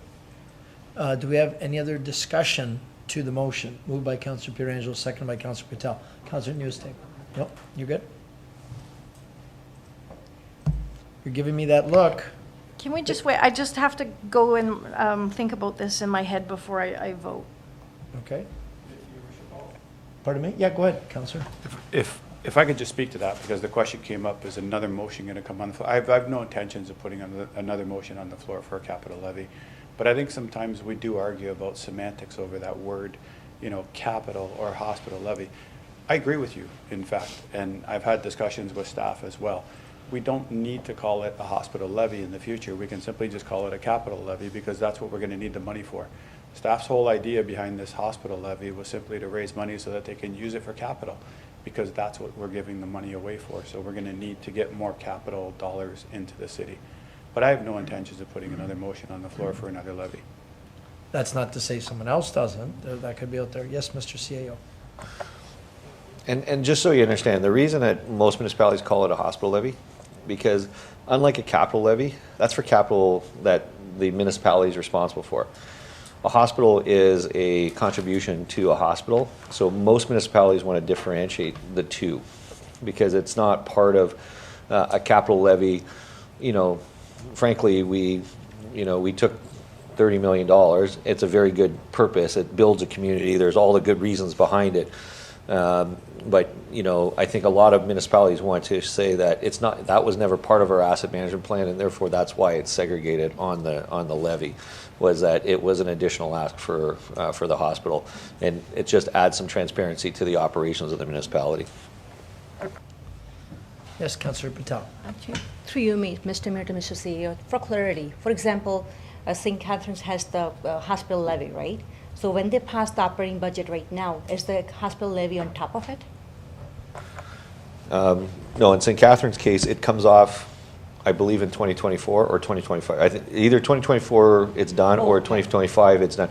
But no, once they pass it once, they passed it originally, theirs was either for 20 or 25 years, I can't remember, but it's only ever passed once, and then it's collected over those 20 or 25 years, and then they kill it. So then it comes off the tax bill. So if we put a hospital levy in place for, through you, Mr. Mayor, I'm sorry. Yep. 1.5% today for 20 years. So future council, no matter what they do, whatever budget they pass, 1.5% is top of whatever they pass. Yeah, 1.5% gets collected and put it back into our reserve. Okay. I actually kind of like the motion that we don't put any levy on for this term unless the next term councillors or mayor decide what they want to do with it. Yeah, I like that idea. Thank you. So, is there any other discussion to the motion? Did somebody call for recorded on this too? I don't. I'll save some time. Okay. All right. So you heard, does everyone understand the motion? Okay, so motion by Councillor Pietrangelo, second by Councillor Patel. We will call the vote. All those in favor? Okay, that's unanimous. And Councillor Campbell, are you on side with that too? Yes. Thank you. Okay, so that was unanimous. Councillor Pietrangelo? Yeah, Your Worship, perhaps, I mean, I can pass it over to staff at this point. I know staff probably would have preferred for me to stand up and say that now that I'm deferring 0.5, that allows you to get more of what you're going to kick down the road into this year's budget. Again, personally, I've already talked about where inflation is, Your Worship, and I'm fine with an inflationary budget. I mean, I think it's responsible. You know, I don't think that, you know, going down to zero is the way to go, because you simply have to, you know, make future amendments that become very difficult. So I think we need to stay around the rate of inflation. So perhaps staff can weigh in at this point, unless anyone else wants to talk about, you know, now that 0.5 is gone, you know, what that does to kind of kicking things down the road. Perhaps Mr. Burgess doesn't have to look for, in total, $1 million in savings, so that we start next year at zero, and we can get to a point where we're comfortable. Okay, sounds good. I'm going to go to Ms. Clark, our treasurer.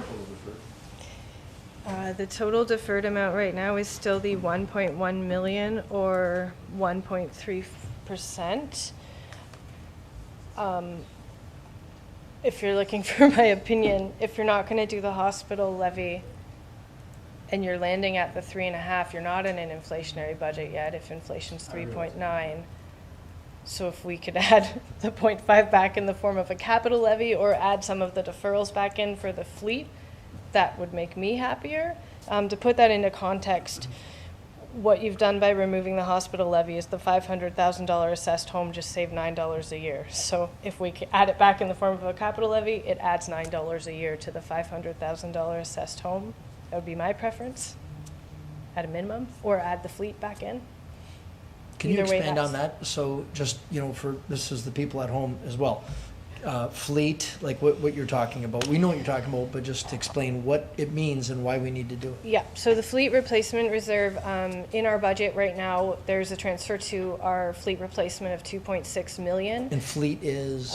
Our vehicles, sorry. Vehicles. Like our snow plows, heavy equipment, small fire trucks, all of it. All of our vehicles, yeah. Sidewalk sweepers, or sidewalk plows, I mean. So we're trying to get that transfer to grow to 4.1 million, which is how much we should be spending on our fleet annually. And we have a, $32 million backlog in fleet, I think, of things to catch up on, and our vehicles are in some cases failing. So we'd like to get that number up. Last year, council deferred part of the increase. It was a large increase, so they deferred half of it, which was 773,000. You've now, with your last motion you approved, added back 305,000 of that, but there's still 468,000 left from the 2023 deferral. That's a 0.54 impact. So if you're going to pull out money that would have been dedicated to capital, it would be my preference that we add back in something we're kicking down the road. But that's up to the will of council if you wish to land at 3.5 or if you wish to land a little higher. Councillor Pietrangelo. Yeah, thanks, Your Worship. Through you to Ms. Clark. On a dollar value, what does 0.45 equal?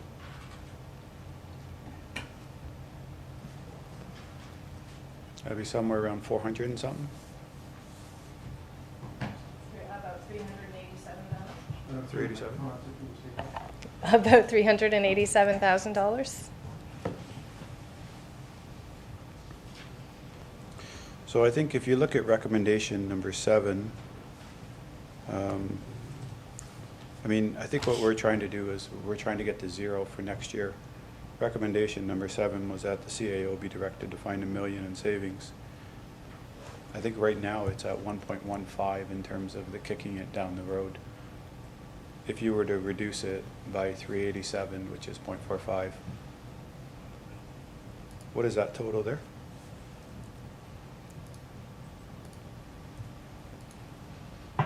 I could do it. Be 767,000. Be 0.89 deferred. And your overall levy would be at the 3.95. And 1% right now is? About 861,000. 861. And that would leave an outstanding amount, sorry, of 767? Yes. And I guess through you to the CAO, more achievable than the $1 million in terms of finding savings? If it's down to almost $750,000, how confident are you that we'd be able to find those savings before we start our budget in 2025? More achievable. My only concern is I think our asset management gap question gets bigger, but that would be the, yes, is $750,000 easier to find than $1 million? Yes, but I think at the end of the day, we'll probably have to find more than the $1 million anyways over the next number of years, because I don't think we'll be able to meet our asset management requirements through taxes. I think we're going to have to look at, service changes going forward. So, not a great answer for you, but yes, a little easier to find. I still think we're going to have challenges in the years 2, 3, and 4 of our asset management plan. Thanks. And Your Worship, I think our asset management plan is something that we need to have a full discussion on. I mean, I really agree with it in theory, but I think that it's going to place an undue burden on municipalities to come up with a plan to fund every single asset that they undertake. Right at the time that they put it in the ground or that they build it.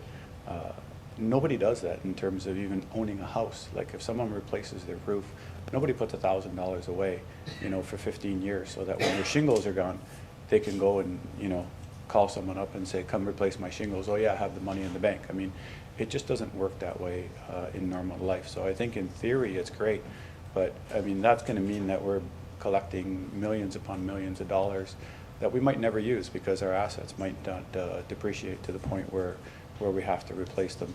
So I think in theory it's great. I'll save that for a whole nother discussion though, because I think that's going to come at another point in time, and we're going to get a sticker shock, and we're going to be told that we're underfunding by 20-something million dollars. And I'll probably have a lot to say about it because I don't know that I actually agree with that. I think we do a pretty good job of funding our assets, and doing our best to replacing them. So, I mean, I agree with the plan in theory, but when you put the numbers behind it and tell the residents that you're going to have to raise, tens of millions of dollars, but you're not actually going to use them yet. You got to wait till the asset expires. I have a problem with that. So, but to go back to the budget anyway, because I think that's where we were. Your motion? Yeah, no, and I don't know that I want to make a motion yet. I think council is going to need to visualize something, and I'd like to hear some other comments why as don't you well. put it on the But- floor so we can But I don't debate it? mind. I don't mind going up to inflation, which I think would be around 3.95, and that avoids really kicking anything down the road, as long as our CAO can come back with savings before our 2025 budget to the tune of around $750,000. I know it's 767. For me, I'm comfortable there. I think it's a good inflationary budget. It's responsible, and we're not burdening ourselves in the future. So your motion is? You want that as a motion? Yes, please. I'll give it to you as a motion. So to put .45 for fleet, Yes. is that right? Yep. Okay. Do we have a Do you want to second? take that one, specifically? Well, was there something else? No. Yep, so no, I think that's clear, because. Okay. Yeah, I'm gonna look for a second, but I want for clarity. And this is for fleet. One of the things that staff identified that we'd be kicking down the road, we're already behind in our fleet. So first thing, I'm looking for a seconder to that motion. Councillor Strange. I'm looking for discussion to the motion. Councillor Lococo. Thank you, Mr. Mayor. Does this motion not change the first motion that was done about the deferral options at the bottom of this? Because fleet's in there, so now we're going to change it to .45? Councillor Pietrangelo. It helps it actually, because originally, the way that the budget was proposed, council was being asked to defer a 2% tax increase to the 2025 budget. So we would start the 2025 budget with a 2% tax increase, and then whatever we were going to increase, we would add on to the 2. I don't want to be there. I want to start next year at 0. So that's why I'm trying to find a way to get all these deferrals down. So my first motion was, the OLG subsidy, 50% of the growth, we not add on to the operating budget. That's able to save 0.65. This one here is just another 0.45. So if you add the 2 up, I believe that that's 1.1. So we'd be looking at 0.9%, which Mr. Burgess has said that he will be coming back to council with a future report, so that we don't have to start the 2025 budget in a deficit position. Does that answer your question? It does. So now that's increased the 3.5 to 3.95, so we're not kicking the can down further. For But fleet? Yep. Yes. But we're not talking about the budget as a whole yet. Well, we are sort of. I mean, this will add to the budget, so this will bring us up to 3.95 of an increase. But we're not kicking the vehicles down the road. We're addressing it financially now, because Okay. they've mentioned there's a deficit in our fleet. Okay, thank you. Okay. Do we have other discussions to Councillor Pietrangelo's motion for adding fleet into the budget? If you take a trip down to the service center, you talk to the people who use all of our vehicles, and they'll tell you. And I think our treasurer just said, we have failing vehicles. Mr. Nicol, did you want to give us any insight into what's going on with our fleet? Yeah, thanks, Mr. Mayor. Just this winter, I had to pull a full triaxle off the road because it was rust jacking, and It was what? It was rust jacking. So the rust in the frame had gotten to a point where it was unsafe to drive. So our replacement of vehicles is, I guess the vehicles coming up for replacement is outpacing the number of vehicles we can replace financially. And with the conditions we have, with the winters we have, and the service center doesn't have the greatest wash facilities, we're seeing those vehicles become, getting to their end of life a little bit quicker than we like to see. So the backlog is real. There's about upwards of $20 million of vehicles that are overdue for replacement. So we need to get caught up, and once we're caught up, that pressure will be a little bit more stable, where we can take the existing pressures and then reduce it to a bit more stable budget that will hopefully be baked into the base budget over time. Thank you. Councillor Lococo? When we look at fleet replacement, there's risk to it. If we're not replacing our fleet, for example, a snowplow. If a snowplow dies and there's a huge snowstorm, now you can't put that vehicle out there. Well, there's risk and liability to the community, and we have to look at that. So there's a balance between not kicking the can and keeping your assets to a certain level. We're getting better. I do understand that. I'm just afraid if we dig too much into fleet replacement, that we might pay for it later, and we might put some risk and liability to the city. Exactly, and I think that's why Councillor Pietrangelo put this back in. You know, it doesn't catch us up, but it puts us a lot further in the right direction. Thanks. And again, I think it's a responsible approach, and we talked about this, and I support it. It's still inflationary, it's still within inflation. So, is there any other questions or comments or discussion to the motion? Councillor Newestag. Just through you to Mr. Nicol, you mentioned something about we don't have the proper wash facilities to keep our equipment. So if we're replacing it, are we going to end up in the same position if we're not going to be able to maintain it properly? Mr. Nicol. Yeah, thank you, Mr. Mayor. I think the issue we have is we have one wash bay for the 350 plus vehicles we have. Best practice would be to run a plow through the wash bay at the end of the day to get all the salts and stuff off it and park it. You know, we're hopeful, and in our 10-year capital and our forecast, even our development charge forecast, that we can move forward with a new service center with state-of-the-art facilities, indoor parking, so we can keep the elements off of those vehicles. You know, that in itself is going to be a major capital budget pressure. So, you know, we're doing the best we can. Our mechanics team is working as much as they can to try to keep our vehicles on the road. And a testament to that is we have about a dozen vehicles that have on paper passed their life, but we're keeping them going. My fear is that a few of those start to go and we have to rent them and things, and in the long run we're paying more for those vehicles than had we just replaced them when they got to the end of their life. So agreed with the replacement, but the keeping them up like that wash facility, is that a possibility or no because it's too expensive? Yeah, thanks. And through you, Mr. Mayor, what we did last year is we brought in some mobile wash equipment to do a spring wash. And so we do want to prioritize the maintenance of getting that salt off the roads, salt off the vehicles. And then we're doing some other things like rust spraying some vehicles so that they're better protected and they don't have to worry about those early corrosion. But you know, we can only do so much with that before we're you know, left to the facilities that we have for the rest of the maintenance. Very good. Thank you. Thank you. Do we have any other questions or comments to staff of the motion sitting on the floor? Okay, well, seeing none, we're going to call the vote then. And again, the vote is to add in 0.45 to the levy to be dedicated to fleet replacement. All those in favor? Opposed? Okay, one opposed. And Councillor Campbell?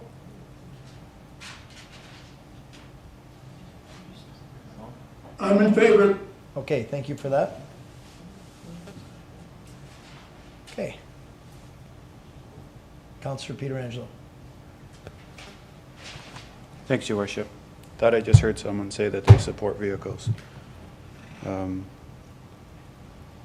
Worship, I guess I'll go to number 7. Number 7 says the staff be directed to find sustainable savings or revenue increases of $1 million that can be enacted in the 2025 budget to better achieve budget sustainability. I think we just got to reword this to say that, you know, staff be directed to find sustainable savings or revenue increases that can be enacted in the 2025 budget so that we start at a 0%.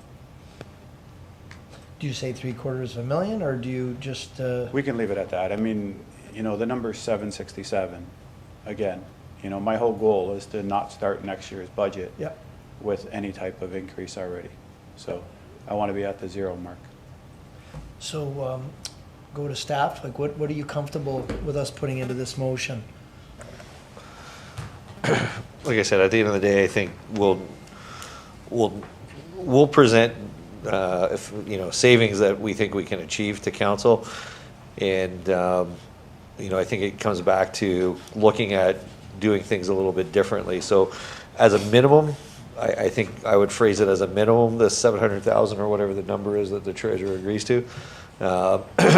But I think the concern that we have is that we'll need more than that. So the $1 million was a round number that, can be easily communicated to staff that at the end of the day, we need to find savings because there'll be other, we're partially fixing, Mr. Nichols' problem there, but Mr. Nickel in Fleet, he's got a couple of other divisions that also has some issues too that we need to find those savings to, to transfer also to.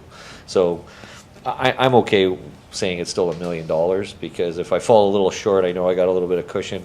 If I hit the $1 million figure, we'll use it to, to a budget advantage going forward. So, Okay. And I'll make the motion for number 7, Your Worship. I'm sorry, I couldn't hear that. I'll make the motion for number 7. Okay. But what number are you putting? It's $1 million right now. Are you putting it to Yeah. 767 or? No, he says he's fine with $1 million. Okay. All right. Making sure. $1 million man. $1 million man. Okay, yeah, Councillor. second. Okay, seconded by Councillor Newestag. Do we have any discussion to the motion? Councillor Patel. Mr. Mayor, what happens if they don't even reach the 50% of the goal? They don't, well, we whip them with a wet noodle. That's what we do, like we do every year. Yeah. Mr. CAO? the one thing I'll guarantee is I can bring cost reductions to the council of $1 million. It would be whether council wants to accept some of the impacts of the $1 million. I'm just being honest. I think, there will be tough issues, and it doesn't matter what you cut. And this council heard it about about a pool that was 50 years old. It doesn't matter what we'll attack. There will be criticism from some segment of the population that's important to them. So what I'll try to do is bring a wide spectrum of items back to council. What I can guarantee is I'll bring $1 million or more to the table. And what I'll also guarantee is there'll be opposition to every one of those cuts. And it'll be for council to make the decision. Thank you for that. Councillor Newestag, and then Lococo. I think that goes back, through you, Mr. Mayor, I think that goes back to where we start the whole meeting tonight, is that we have to look at how we do things differently, because it comes back to taxes or just funding things because we've done them. So we're going to have to make some very hard choices to keep taxes down. So I think we just circled right back, and thank you for finding the $1 million. Well, the money tree. I'm positive. He's planting money trees out in city property, so, yeah. The famous money tree. Yeah. Councillor Lococo. I'm Uber driving later today on one of the rusty vehicles. Make a few extra bucks. Thank you, Mr. Mayor. We talked about finding new revenue streams, and I think this also goes to finding $1 million in savings about new revenue streams. I know we were going to have a workshop. Can that also be included in the workshop about brainstorming about new revenue ideas, where we can look for cuts as part of that whole discussion? And moving forward, I don't quite know how this is going to work. There's $875,000 in the budget that I don't agree on, so I guess I'm going to vote against as we go, but there were 2 things in there that I would remove, so I'm not quite sure. If we go piece by piece, I'm not going to be, like, I don't, Well, you already voted against the last one, Yeah. so I'm assuming you're going to be against the budget anyway. No, she can just. If there's 2 items you want to remove from the budget, propose the amendment to remove them from the budget. That's how you would do it. So if you want to remove, Councillor Peter Angelo removed something from the budget, he put an amendment on the floor, got a seconder for it, and voted on it. No, that's not what I'm saying at all. What I'm saying is she's already voted against the last motion for fleet, which is part of the budget. So regardless of whether these things are in or out, she's not going to vote for the budget anyway, is what I'm saying. Is that right? No, it depends on where the dollar amount gets to, and it depends on where the money's coming from, and it depends on what further options are going to be on the But you table spoke or in off the favor table. of fleet, but then you voted against, and you voted against the fleet. So I don't understand. You've spoke in favor but voted against it. I spoke in favor because of the concept of fleet. What I voted against was the 3.95. So we're voting for different things. No, it was. No, the motion at the bottom comes to 3.95. So the change that you made of 0.450, it was 3.95 at the end.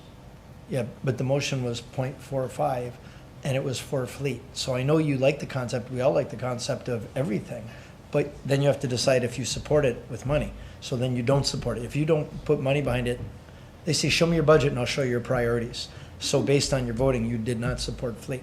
So what I'm saying is, since fleet is part of the overall budget, right, you're probably already opposed to the budget because fleet will be in there. That's what I'm saying. So you can bring forward each of your motions and put them on the floor, whatever the things you're concerned about, for sure. But the concern is you're not going to vote for the budget. So what I'm saying is, you've shown your hand. So question is, if you're already opposed to the budget, right, it doesn't put you in a good position. I don't know what motions are going to be brought forward to adjust that 3.95. That's my concern right now, because the 0.45 adjusted it to the 3.95. So that's why I voted against it. I'm in support of keeping our fleet there, but that one, it changed it to 3.95. If there's more motions on the floor that bring it down or bring it up, it's very hard to say, oh, I support this one thing if it affects that bottom line and you don't know what the bottom line is. Okay. Well, if you've got some motions you want to bring forward, and there may be, and that goes with everyone else, if there's other motions, that there's other things in the budget you'd like trimmed or removed or added to, here's your chance. And in the end, we're going to add it all up, and then you're going to have a budget to vote on. But right now, we're sitting at 3.95. So Which is less than what you started at. which is less than what we started with. So I've got Councillor Lococo, then I'm going to go to Councillor Patel. Okay. So if you voted for something, so for example, the two laborers, I'm in concept of putting money towards The Level Up program? the Level Up program. I'm in agreement of doing something. My issue was that I wanted to talk more and look at different options, but we were voting on that. So I voted against that. That's in this budget. It's already been voted on. So there's no point in me bringing up a motion to remove it because it's already been voted on. Yeah, Is that correct? Yeah, I think so, right? There was a lot, was that the last meeting? Yes, Councillor Clark? Or Councillor- No. I just demoted you. I just demoted her. I'm so sorry. Please forgive me. Through you, Mr. Mayor, that was voted at the last meeting, Right. and I just want to clarify, if we did vote to remove that, I would also be removing the reserve funding, so that would not actually reduce your bottom line. Okay, thank you. And again, because there's different pots of money paying for different things, if I was opposed to something, but it's on this budget, and we've already approved it, where does that leave me? Mr. CAO? Just to be clear, that reserve was obtained through a charge to the province for certain activities. So I can't take that money and spend it on fleet. I have to take it and use it for things to reduce homelessness or those activities. So that's why it's a restricted fund that we were using, and it was revenue that I collected by billing the province under a certain program that I could use then for something else. So outreach workers are that. So I just don't want it to be construed that it's not like a general reserve where you can take it and put it someplace else. You're restricted to using that. No, my point of it was that I wanted to have further discussions before we voted on it last time for some other options, that we just had one option in front of us. And I know it was a fairly thought-out option, and it was very well researched, but, so my question is, if I voted against that last week, it's now in this budget, so I'm asking for the process. So I'll tell you mine, and this isn't everybody's. It's a consensus budget. You're not going to agree to everything in this budget. That will never happen, right? Nobody in the room is going to be happy with everything in the budget. We would all like it to be zero and everything fully funded. That, it won't happen. There's no world where that happens. Maybe in the Middle East, where they get these oil money where they can do that. But that doesn't happen. So you have to decide again, are you reasonably happy with the majority of the things? That's it. If you're going to pick and choose certain things you're opposed to, you're never going to be, someone put a little bit of pepper in the food, just for a food example for our CAO, then you're never going to like the food because there's pepper in it. You might, right? So what I'm saying is, for me, it's a consensus budget. Is there enough here? I hate a tax increase. Nobody likes paying taxes. Nobody ever says, I love paying taxes. Nobody. But it's a reality. So is this fair value for the taxpayers' money? That's what it comes down to. So I wouldn't pick one thing in particular, Councillor, in my opinion. That's not who I am. Sometimes I got to plug my nose in some things to get other things. And it's a balancing act. Correct. Right? It's push and pull, and it's give and take. And that's what we do. That's why we try to form a consensus. So your fellow councillors hope that we're all on the same page overall for the most part. And I think we generally are, but some things, I'm sure other things, Councilor Pietrangelo might not like that are in the budget too, but he's like, well, it's a, right? And I know he said that to me, some things he doesn't like. I said, well, you gotta, on some things, you gotta suck it up a little bit, Buttercup, you know? So that's what I said to him exactly, you know? I find it hard to vote on these specific ones, not knowing what else is coming up. I'll bring a food analogy. Yeah, I thank put a you. motion forward, we're going to order pizza, okay? Pizza sounds good, I put my hand up. But then all of a sudden, another counselor comes up and says, well, I'm going to put a motion for Chinese food. Whatever it is, I don't know what the other motions are, so it's very difficult to vote on things compared to when when staff give us options, they're all laid out and you can pick and choose and look. I'm finding it very difficult to do this budget this way because I don't know what people are going to be bringing up. Staff's recommendations are there, they're easy. Yes, you agree with them, no, you don't. And we're going, you know, number 7, yes. I'm finding this very difficult. I know, because, again, what's that? Blame the province, Yeah. not the mayor's budget. Yeah, that's right. No, I think what it comes down to is, you know, staff make recommendations and we make the decisions. So you're able to bring anything onto the floor, right? So everybody, that's the democracy we live in. If you've got an idea and it's a better idea, even if it's not a better idea, you bring it forward and we'll debate it. And if the majority agree, it gets put in. If they don't, it doesn't.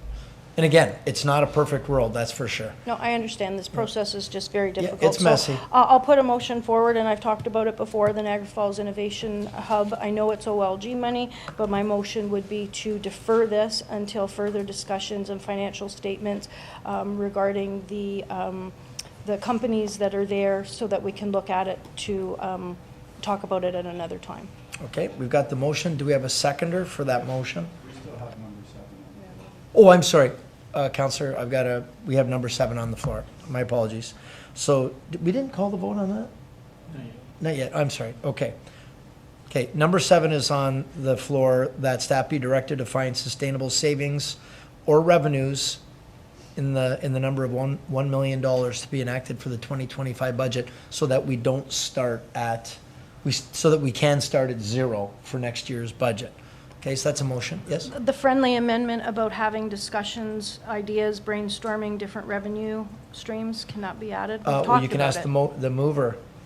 In regards to, Number 7, about savings or revenue increases, Bless I'm you. asking for a brainstorming session among council. We've talked about I it. directed staff to do this, not council.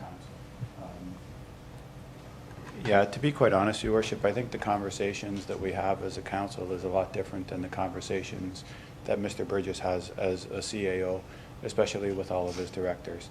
I mean, I don't want to offend you and say that I don't want to get together and brainstorm a bunch of ideas. I just think that there's a lot more value when Mr. Burgess comes forward. He's obviously a lot more in tune than we are. We're part-time people here at City Hall who have to look at a budget. We don't know all of the inner workings of every single department, whereas Mr. Burgess does. So, I mean, to have him come back with ideas, to me, makes more sense than me trying to micromanage what he's doing. Because everything that I try to suggest, he's likely going to come back at me and say, well, I can't do this because of X, Y, and Z. So I would prefer to hear his comments first. If I'm not satisfied with it, then maybe I can go down that road. Yes, Councillor Patel? Mr. Mayor, to add to what the Councilor Pietrangelo said, it's true because staff knows which way to cut because they know their work the best. Because I remember last night, Councilor Newsteg and I were talking on the phone. We were like up to late discussing budget. And she asked me, how would you cut budget in your business? And I asked her, how would you cut budget in your business? And we both had 2 different tactics, not because my business has different way of cutting the budget and hers is different. So I think we can't tell staff where to cut. They have to come with, every department has to come with their own solution. They're the only one who knows the best how to cut the department. So I would say staff has to come with their savings. Councillor Lococo? Thank you, Mr. Mayor. I didn't say for staff not to come with recommendations. What I said was, in addition, that council come up with additional revenue streams. So Just a it's- thought, there's nothing to stop council from sending in their ideas to staff. And then when staff come back with a report, maybe that's the time we have that discussion, and that could be part of the meeting, where rather than a separate meeting, it can be part of the meeting, where if you've got some other revenue ideas, I know I brought 2 of them up at the last meeting, with staff, around parking and around marriages. So there's some good ideas out there, and I just share them with staff and let them run with them, kind of thing, right? I plant the seed and let them come up with the idea. But maybe the timing of that will be once they've had time. Obviously, we got to deal with the budget we have right now, and then they're going to have to go back and look and look under every rock and every spot where money might be hidden, and come back to us with ideas on revenues and savings, and then maybe that's when we have that discussion. Okay, and that's fine. I just didn't want anybody to think that we were going to come up with all of the cuts and not listen to staff. That was Yeah, not no, my intention. right. It was in addition to. Yep, absolutely. Councillor Newestay. Actually, I'd like to, through you, Mr. Mayor, support Councillor Lococo. It doesn't mean that we're micromanaging or actually giving anything that the city has to accept. It's just we are also representing taxpayers, so maybe we do have some ideas, and it doesn't hurt just to have a workshop or a strategy without any commitment from staff having to listen. It just might be some good ideas that we're coming from a different perspective, but just as more or less a workshop or a strategy, but not in a position. So I think we'd have to get the rules of engagement down first, that what we're doing isn't telling or directing, it's just a different concept or different ideas. It doesn't hurt to throw ideas around. Mm-hmm, mm-hmm. Yes, Councillor Patel? Mr. Mayor, can we just have a separate motion so Councillor Lococo can put her motion through? So staff comes with their idea and council comes with their idea. So Yep. Two different motions, so we're not mixing up two Well, motions. we won't be able to anyway, because Two if amendments, the yeah. mover doesn't accept it, then it's not a friendly amendment, and then it's not going to be considered anyway. It'd have to be its own motion. So let's get back to the motion, though. So the motion before us is the $1 million that staff are going to look to find with savings and revenue opportunities, okay? Everyone understands that? We're going to call the vote. All those in favor? Okay, and Councillor Campbell, are you in on that? Yes, I am. Thank Okay, you. thank you, sir. And now, did you want to put your motion forward, Councillor Lococo? I'm not going to at this point, At thanks. this point? Okay. Now, if I could, and then you can think about, oh no, I've got Councillor Patel. You're up next, right? Sorry. I just have a question for staff. Before I can make any amendments, it's about the beautification. What part do we cover in our beautification? Is the BIA part, or what are we covering? Yeah, thank you. Through you, Mr. Mayor. We have about 30 locations. So the flower beds here at City Hall, down Queen Street, so all the BIA areas. In Chippewa, we have Cummington Square and a few other locations. So we contract out the preparation of the beds, the supply of the material, the planting, and the maintenance throughout the year of all those nice flower beds. Okay, so is it possible to take out all the BIA areas out of the beautification? Because when the area looks good and customers come, the businesses make the money, it's not the city that makes the money off it. Yeah, through you, Mr. Mayor, that decision was made by this council last year already. So we will be, that tender is out, or should be out this week, and we'll include it. But if the BIAs want it done, they can pay us for it. If they want to do it themselves, then we won't touch it, and they can do it themselves.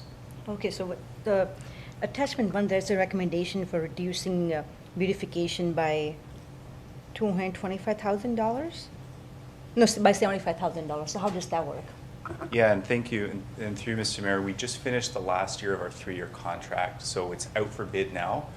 We don't know how the numbers are going to come in. We're hearing from the vendors that normally do this that everything's more expensive, plant materials more expensive, and labor's more expensive. So when we do get the numbers in, we'll have to take a look through it with a fine-tooth comb to see what's in and what's out. We could do a few options. We could plant less material. We could maintain it less frequently, so they'll look maybe not as nice, because we won't be able to deadhead all the flowers as often. Or we might be able to just cut some out completely and say, these are ones that we're not going to do this year. Mm-hmm. I've also engaged Niagara Parks to see if they'll help with some work, and we could perhaps pay them at maybe a reduced rate because they do such a good job with their parkland anyways. So we'll come back with that information in a report to council of what the tender was and what we were able to cut if it comes in that way. But you know, the option's on the table right now. And how about some perennials instead of the flowers?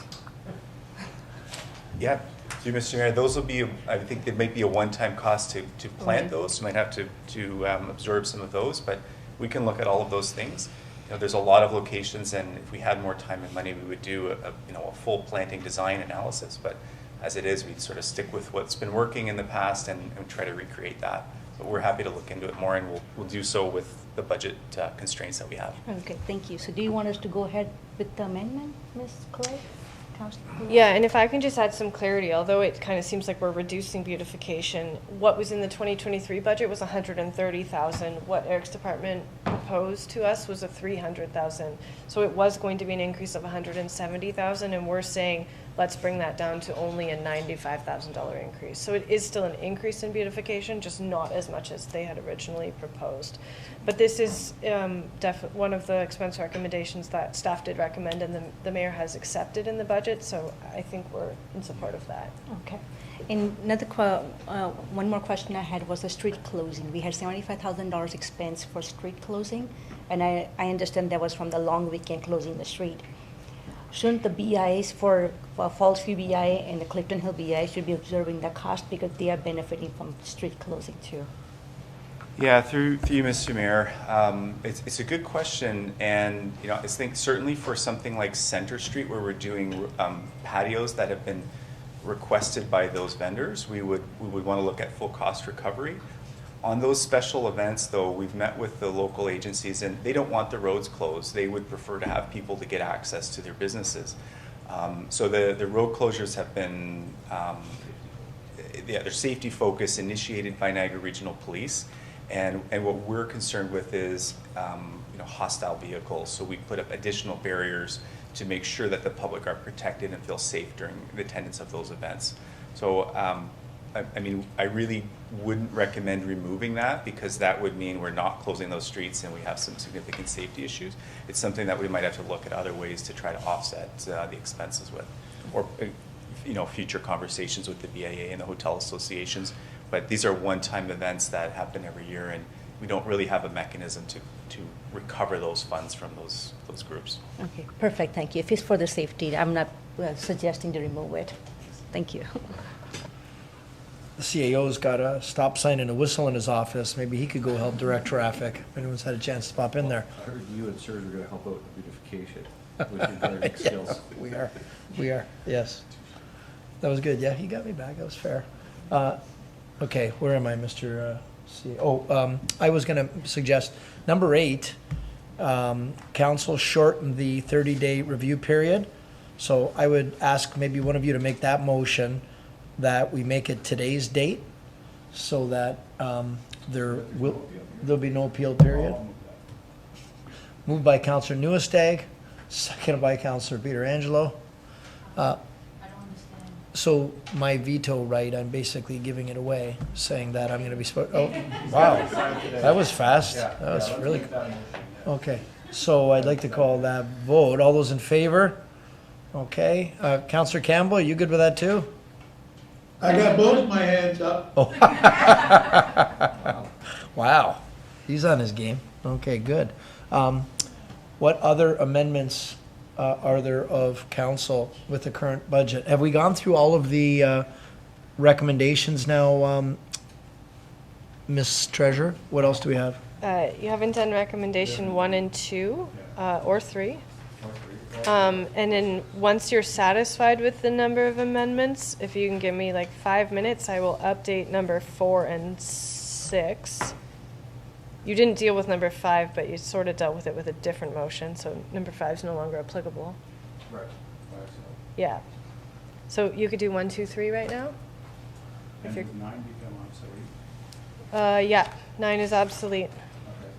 And 9 is off the table. Mm-hmm. So, Your Worship, you need a motion for 1, 2, and 3. We would. I'll make that. Okay. Motion by Councillor Pietrangelo, looking for a seconder.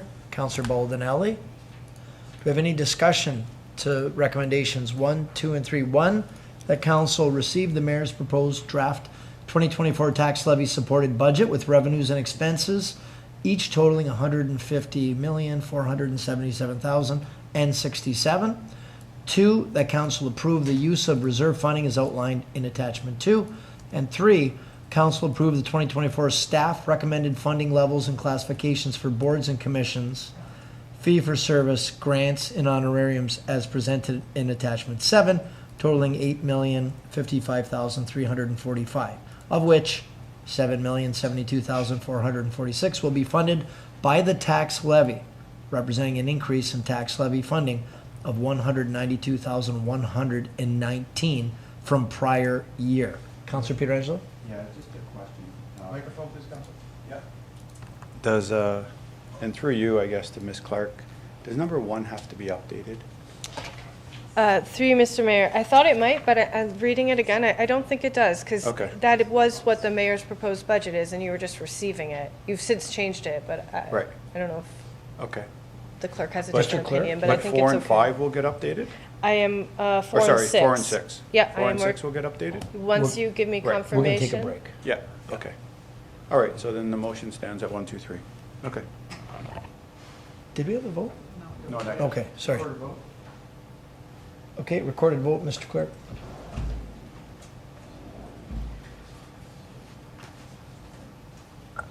Okay, I think the motion is pretty clear, as the mayor had just read them. They're in the report as recommendations 1, 2, and 3. Councillor Baldinelli. Aye. Councillor Campbell. In favor? Councillor Lococo. Opposed? Councillor Newestag. In favor.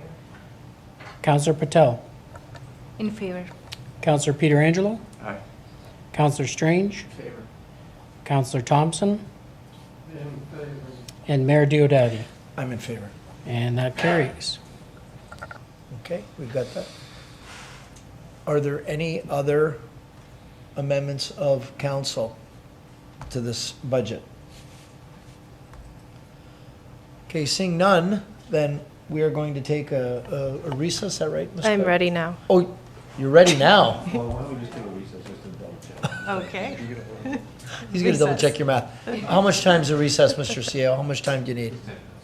10 minutes? Yeah, because once we put it up, there's no more facts. Okay, so we'll come back at 8:05. 8:05. 8:05, 10-minute recess, don't be late.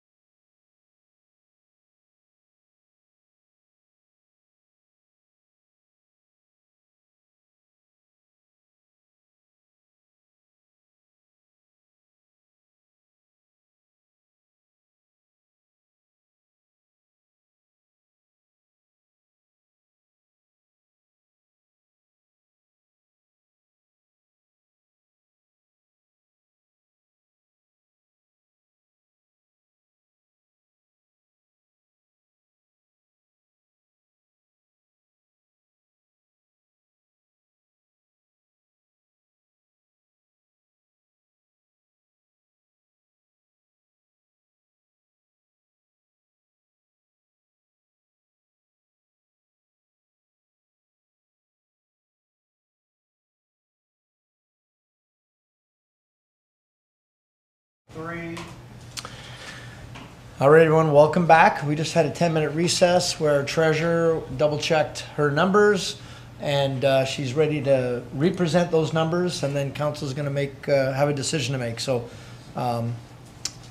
Ms. Clark, did you want to present your numbers? Yeah, through you, Mr. Mayor, I just put them up on the screen. I shared them. For transparency, I left the old numbers, struck it out. Our new total then would be approving an operating increase of $3,402,914, or 3.95%. So I don't want to do that motion right now, or all at the same time? Well, why don't you walk us through all of them, and then Okay. we'll do the votes. I struck out the hospital one, as we talked about. That was handled through a different motion. So the next one is that the 2024 net tax levy of $89,505,600 be approved. You've already handled numbers 7 and 8, and I think I mistakenly told you that number 9 doesn't apply, but it does. Because council made amendments, you do have the opportunity to veto them. So I do need you to make well, you can make motion 9, but you also have to put something in writing to the clerk and council. So I'll need approvals on 4, 6, and 9, please. I'll make that motion, Your Worship. Okay, Councillor? Councillor Pietrangelo is making the motion for recommendations 4, 6, and 9, seconded by Councillor Thompson. Do we have discussion to the motion? Okay, we have a recorded vote. Mr. Clerk?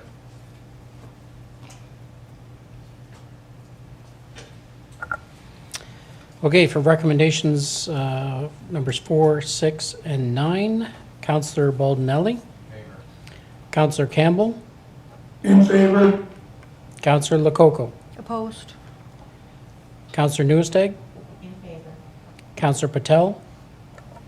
In favor, but can I speak to it after? Have I course. voted yes? Of Okay, course, perfect, yep. thank you. Councillor Pietrangelo. Aye. Councillor Strange. Councillor Thompson. In favor. And Mayor Diodati. I'm in favor. And that carries. Thank you for that. So now we have to deal with number 9. Now, how do we do that's a recommendation, but I can't make a motion, so how do we deal with that? Through you, Mr. Mayor, I guess it's not, I put it there for you to consider, but really it's not something that the council would vote on. Through the clerk, I think you just need to put something in writing that you will waive it. And you could notify council tonight if you wish.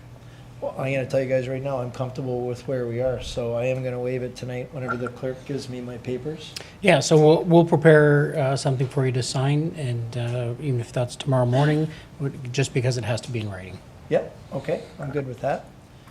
Okay, next, procedurally, what's next? I think one councillor would. Yeah, and I just want to give council a chance if they want to say a few things about the budget, and then we'll go, there's no bylaws though, is there? Confirmatory. Oh, confirmatory, okay. By law, singular. Councillor Patel. Through you, Mr. Mayor, this is for all the residents who are watching at home and who will be reading the news tomorrow. The last thing anybody in this council chamber wants is to raise taxes. We all know residents are facing affordability crisis, and we are all experiencing that in our household too, right? Because lots of seniors and lots of families have to pick between heating their homes or put a food on the table. And that's a reality across the country. It's not just our municipalities, across the country. And one of the reason for all the inflation tax hike is anything that's out of our control. It starts from the top, it's other levels of government, and there are some rules put on the municipalities from provincial government that we have to abide by. And there's lots of inflation to do on careless spending, bad policies, tax on a tax, carbon tax, all of those things are contributing to our inflation. And that is something we cannot control. And as residents and everybody in this council chambers, all of our household costs are gone up, our city's costs are gone up too. And majority of our budget is labor and our staffing, because we have QP contracts, so we have to uphold those contracts. That's why those certain increases, 2.2%, it has to happen every year. We do not have control over that. And then our fire budget, that takes about 28% of our budget, and that's a big chunk right out there. And all we can do is work with the cut services here and there. But is this the time to cut services, especially kids whose parents are struggling to pay mortgages and make payments, and they can't afford to put them in sports that keeps them out of the trouble? So as a city and as a community, we can support those kids whose parents cannot afford to put them in a sport and swimming lesson, life-saving skills, that's swimming lessons. So we have to come as a community together and support our young ones, right? And seniors, we have seniors programs. And what we are talking about, recreation program, when it comes to seniors and youth, everything comes around to mental health. If you don't get seniors out of their house, if the kids don't play sport, then they sit home by themselves playing games. Everything comes to mental health, addiction, and homelessness crisis. That is what we are dealing with right now. So we're trying to prevent it at a very young age, and we are supporting our young kids with lots of recreation programs. So I'm very proud of that, and that is the reason I did not propose any cuts in any services. And one more thing I want to say as our community members that, and as a city's municipal capacity, we are creating a job. We are investing in our community. We are investing in a hub. It's creating the jobs. We have invested in affordable housing. I'm very proud of that. We have made a big step forward this year compared to last year's budget. And last year's budget, I know we were new councillors, but this year I'm very supportive of this budget. Even though we did raise taxes, it's 3.95 is the rate of inflation. Everybody's bill goes up, city's bills goes up. So, well, you know what? Everybody wants to blame someone, blame the top level of government. It's not us. So that is the reason I support the taxes. Thank you. Because I thought I had to give explanation to all the residents why I supported the taxes. Yeah. No, Thank that's you. fair. That's fair. Do we have any? Yeah, go ahead, Councillor Newestag. Through you, Mr. Mayor, for our second round at taxes, or going through this tax exercise, it was a lot different than the first time. I want to thank staff for all their hard work, but also recognizing Councillor Pietrangelo. I think he did a great job helping us through this tonight with his amendments, working with staff as well. I know anybody watching thinks that we are just doing everything now. They don't realize the hours that we have worked behind talking, trying to figure out how to do it, being responsible to everyone. But you see the benefit of having a senior councillor like Councillor Pietrangelo, who's had many years and kind of in a very responsible way helped us and through staff as well. So I think it's been responsible, and we moved the city forward instead of months and months of going back and forth. So I want to thank Councillor Pietrangelo as well as staff for everyone working collaboratively together for our city. I would echo those comments. Councillor Pietrangelo was budget chair for a long time and corporate services chair for a long time before that. So he's got a lot of experience working with our treasurers. So appreciate his input and his wisdom on it too. And him and I spoke as well over the last week, as well as staff. And I want to compliment the staff. I mean, you're so patient. Maybe you go home and you hit your pillows or you throw things. I don't know. But we just want to say we appreciate you. You're great. And, we're laymen trying to do work with the numbers of a huge budget and make sure we get it right, because no one likes to pay taxes, but everyone likes services. So those two work against each other. And you're always there. You always answer our questions, even so sometimes maybe they seem like dumb questions. But we appreciate all of your input and all your support. Councillor Strange, Councillor Pietrangelo. Yeah, thank you, Mr. Mayor. And I'm just wondering if we could just get a final monthly bill, I guess, on a $280,000 assessed value, which is market value $750,000, $800,000 average house in Niagara Falls. And yeah, because that's the average assessed house, right? Can we get just a monthly what that looks like? In coffee? Break it down into Martins? Or Big Macs, whatever you want. Because our CAO likes the whole food analogy, yeah. Through you, Mr. Mayor, I was actually just did that analysis. So the monthly increase would be $4.98 a month, so $5. $4.98 on the city portion. On the city portion. And the region's portion is $10.99. So. And the region. It's basically the same as the mayor's option, right? We only went down 0.05. Yeah. So perfect. And thank you for Tiffany and James and the whole financial department. So thank you so much. Excellent. Thank you for that. Councillor Pietrangelo. The can in front of us. Your Worship, I just wanted to say, thanks for the accolades. I wasn't expecting any, to be honest with you. But I do remember way back when, it can be quite daunting, when you first get on council. I remember when I first came on council, and Pat Cummings was the finance chair back then, and he was up until he passed. And, it's a lot of conversations with, people that have been there for years and have that type of knowledge. So glad to help out anyone and pass on as much as I know, Your Worship, because we're not going to be here forever.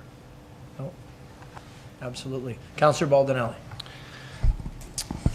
Through you, Mayor, I'd like to thank Council and Finance Department, Jason. We had some earlier talks explaining a lot of things to us. I know, just like Ruth and Mona, that during your second year, things were a little more visible, but through Victor, just helped out so immensely. His leadership is really, really prominent here within our council, and you as well. And Tiffany explains everything. Everybody involved. It was just extraordinary that we were able to keep everything at the rate of inflation without affecting any services that we currently have, and that's most important, is maintaining services. I know that the $1 million cut might affect some services. Hopefully it doesn't. We can maybe figure out new ways to generate revenue within the city and help the city move forward, because the city's a great place to live, and hopefully we didn't affect a lot of people. I know that there is an increase, but rate of inflation was pretty good. So I'd like to thank council and everybody else. It was a very successful day. Thank you. Thank you for that. If there are no further comments, I am looking for a motion to approve the bylaw. Bylaw. Motion by Councillor Pietrangelo, second by Councillor Newestay, to give the bylaws a first, second, and third reading. All those in favor? Okay, that's approved. What's that? Oh, yeah, well, thank you. All right, okay, I'll bow, that's fine. It was for staff too. Yeah. Yes, thank you for that. Motion for adjournment. Motion by Councillor Baldinelli, second by Councillor Thompson. All those in favor? And we are adjourned. Thank you, everyone. Have a good night.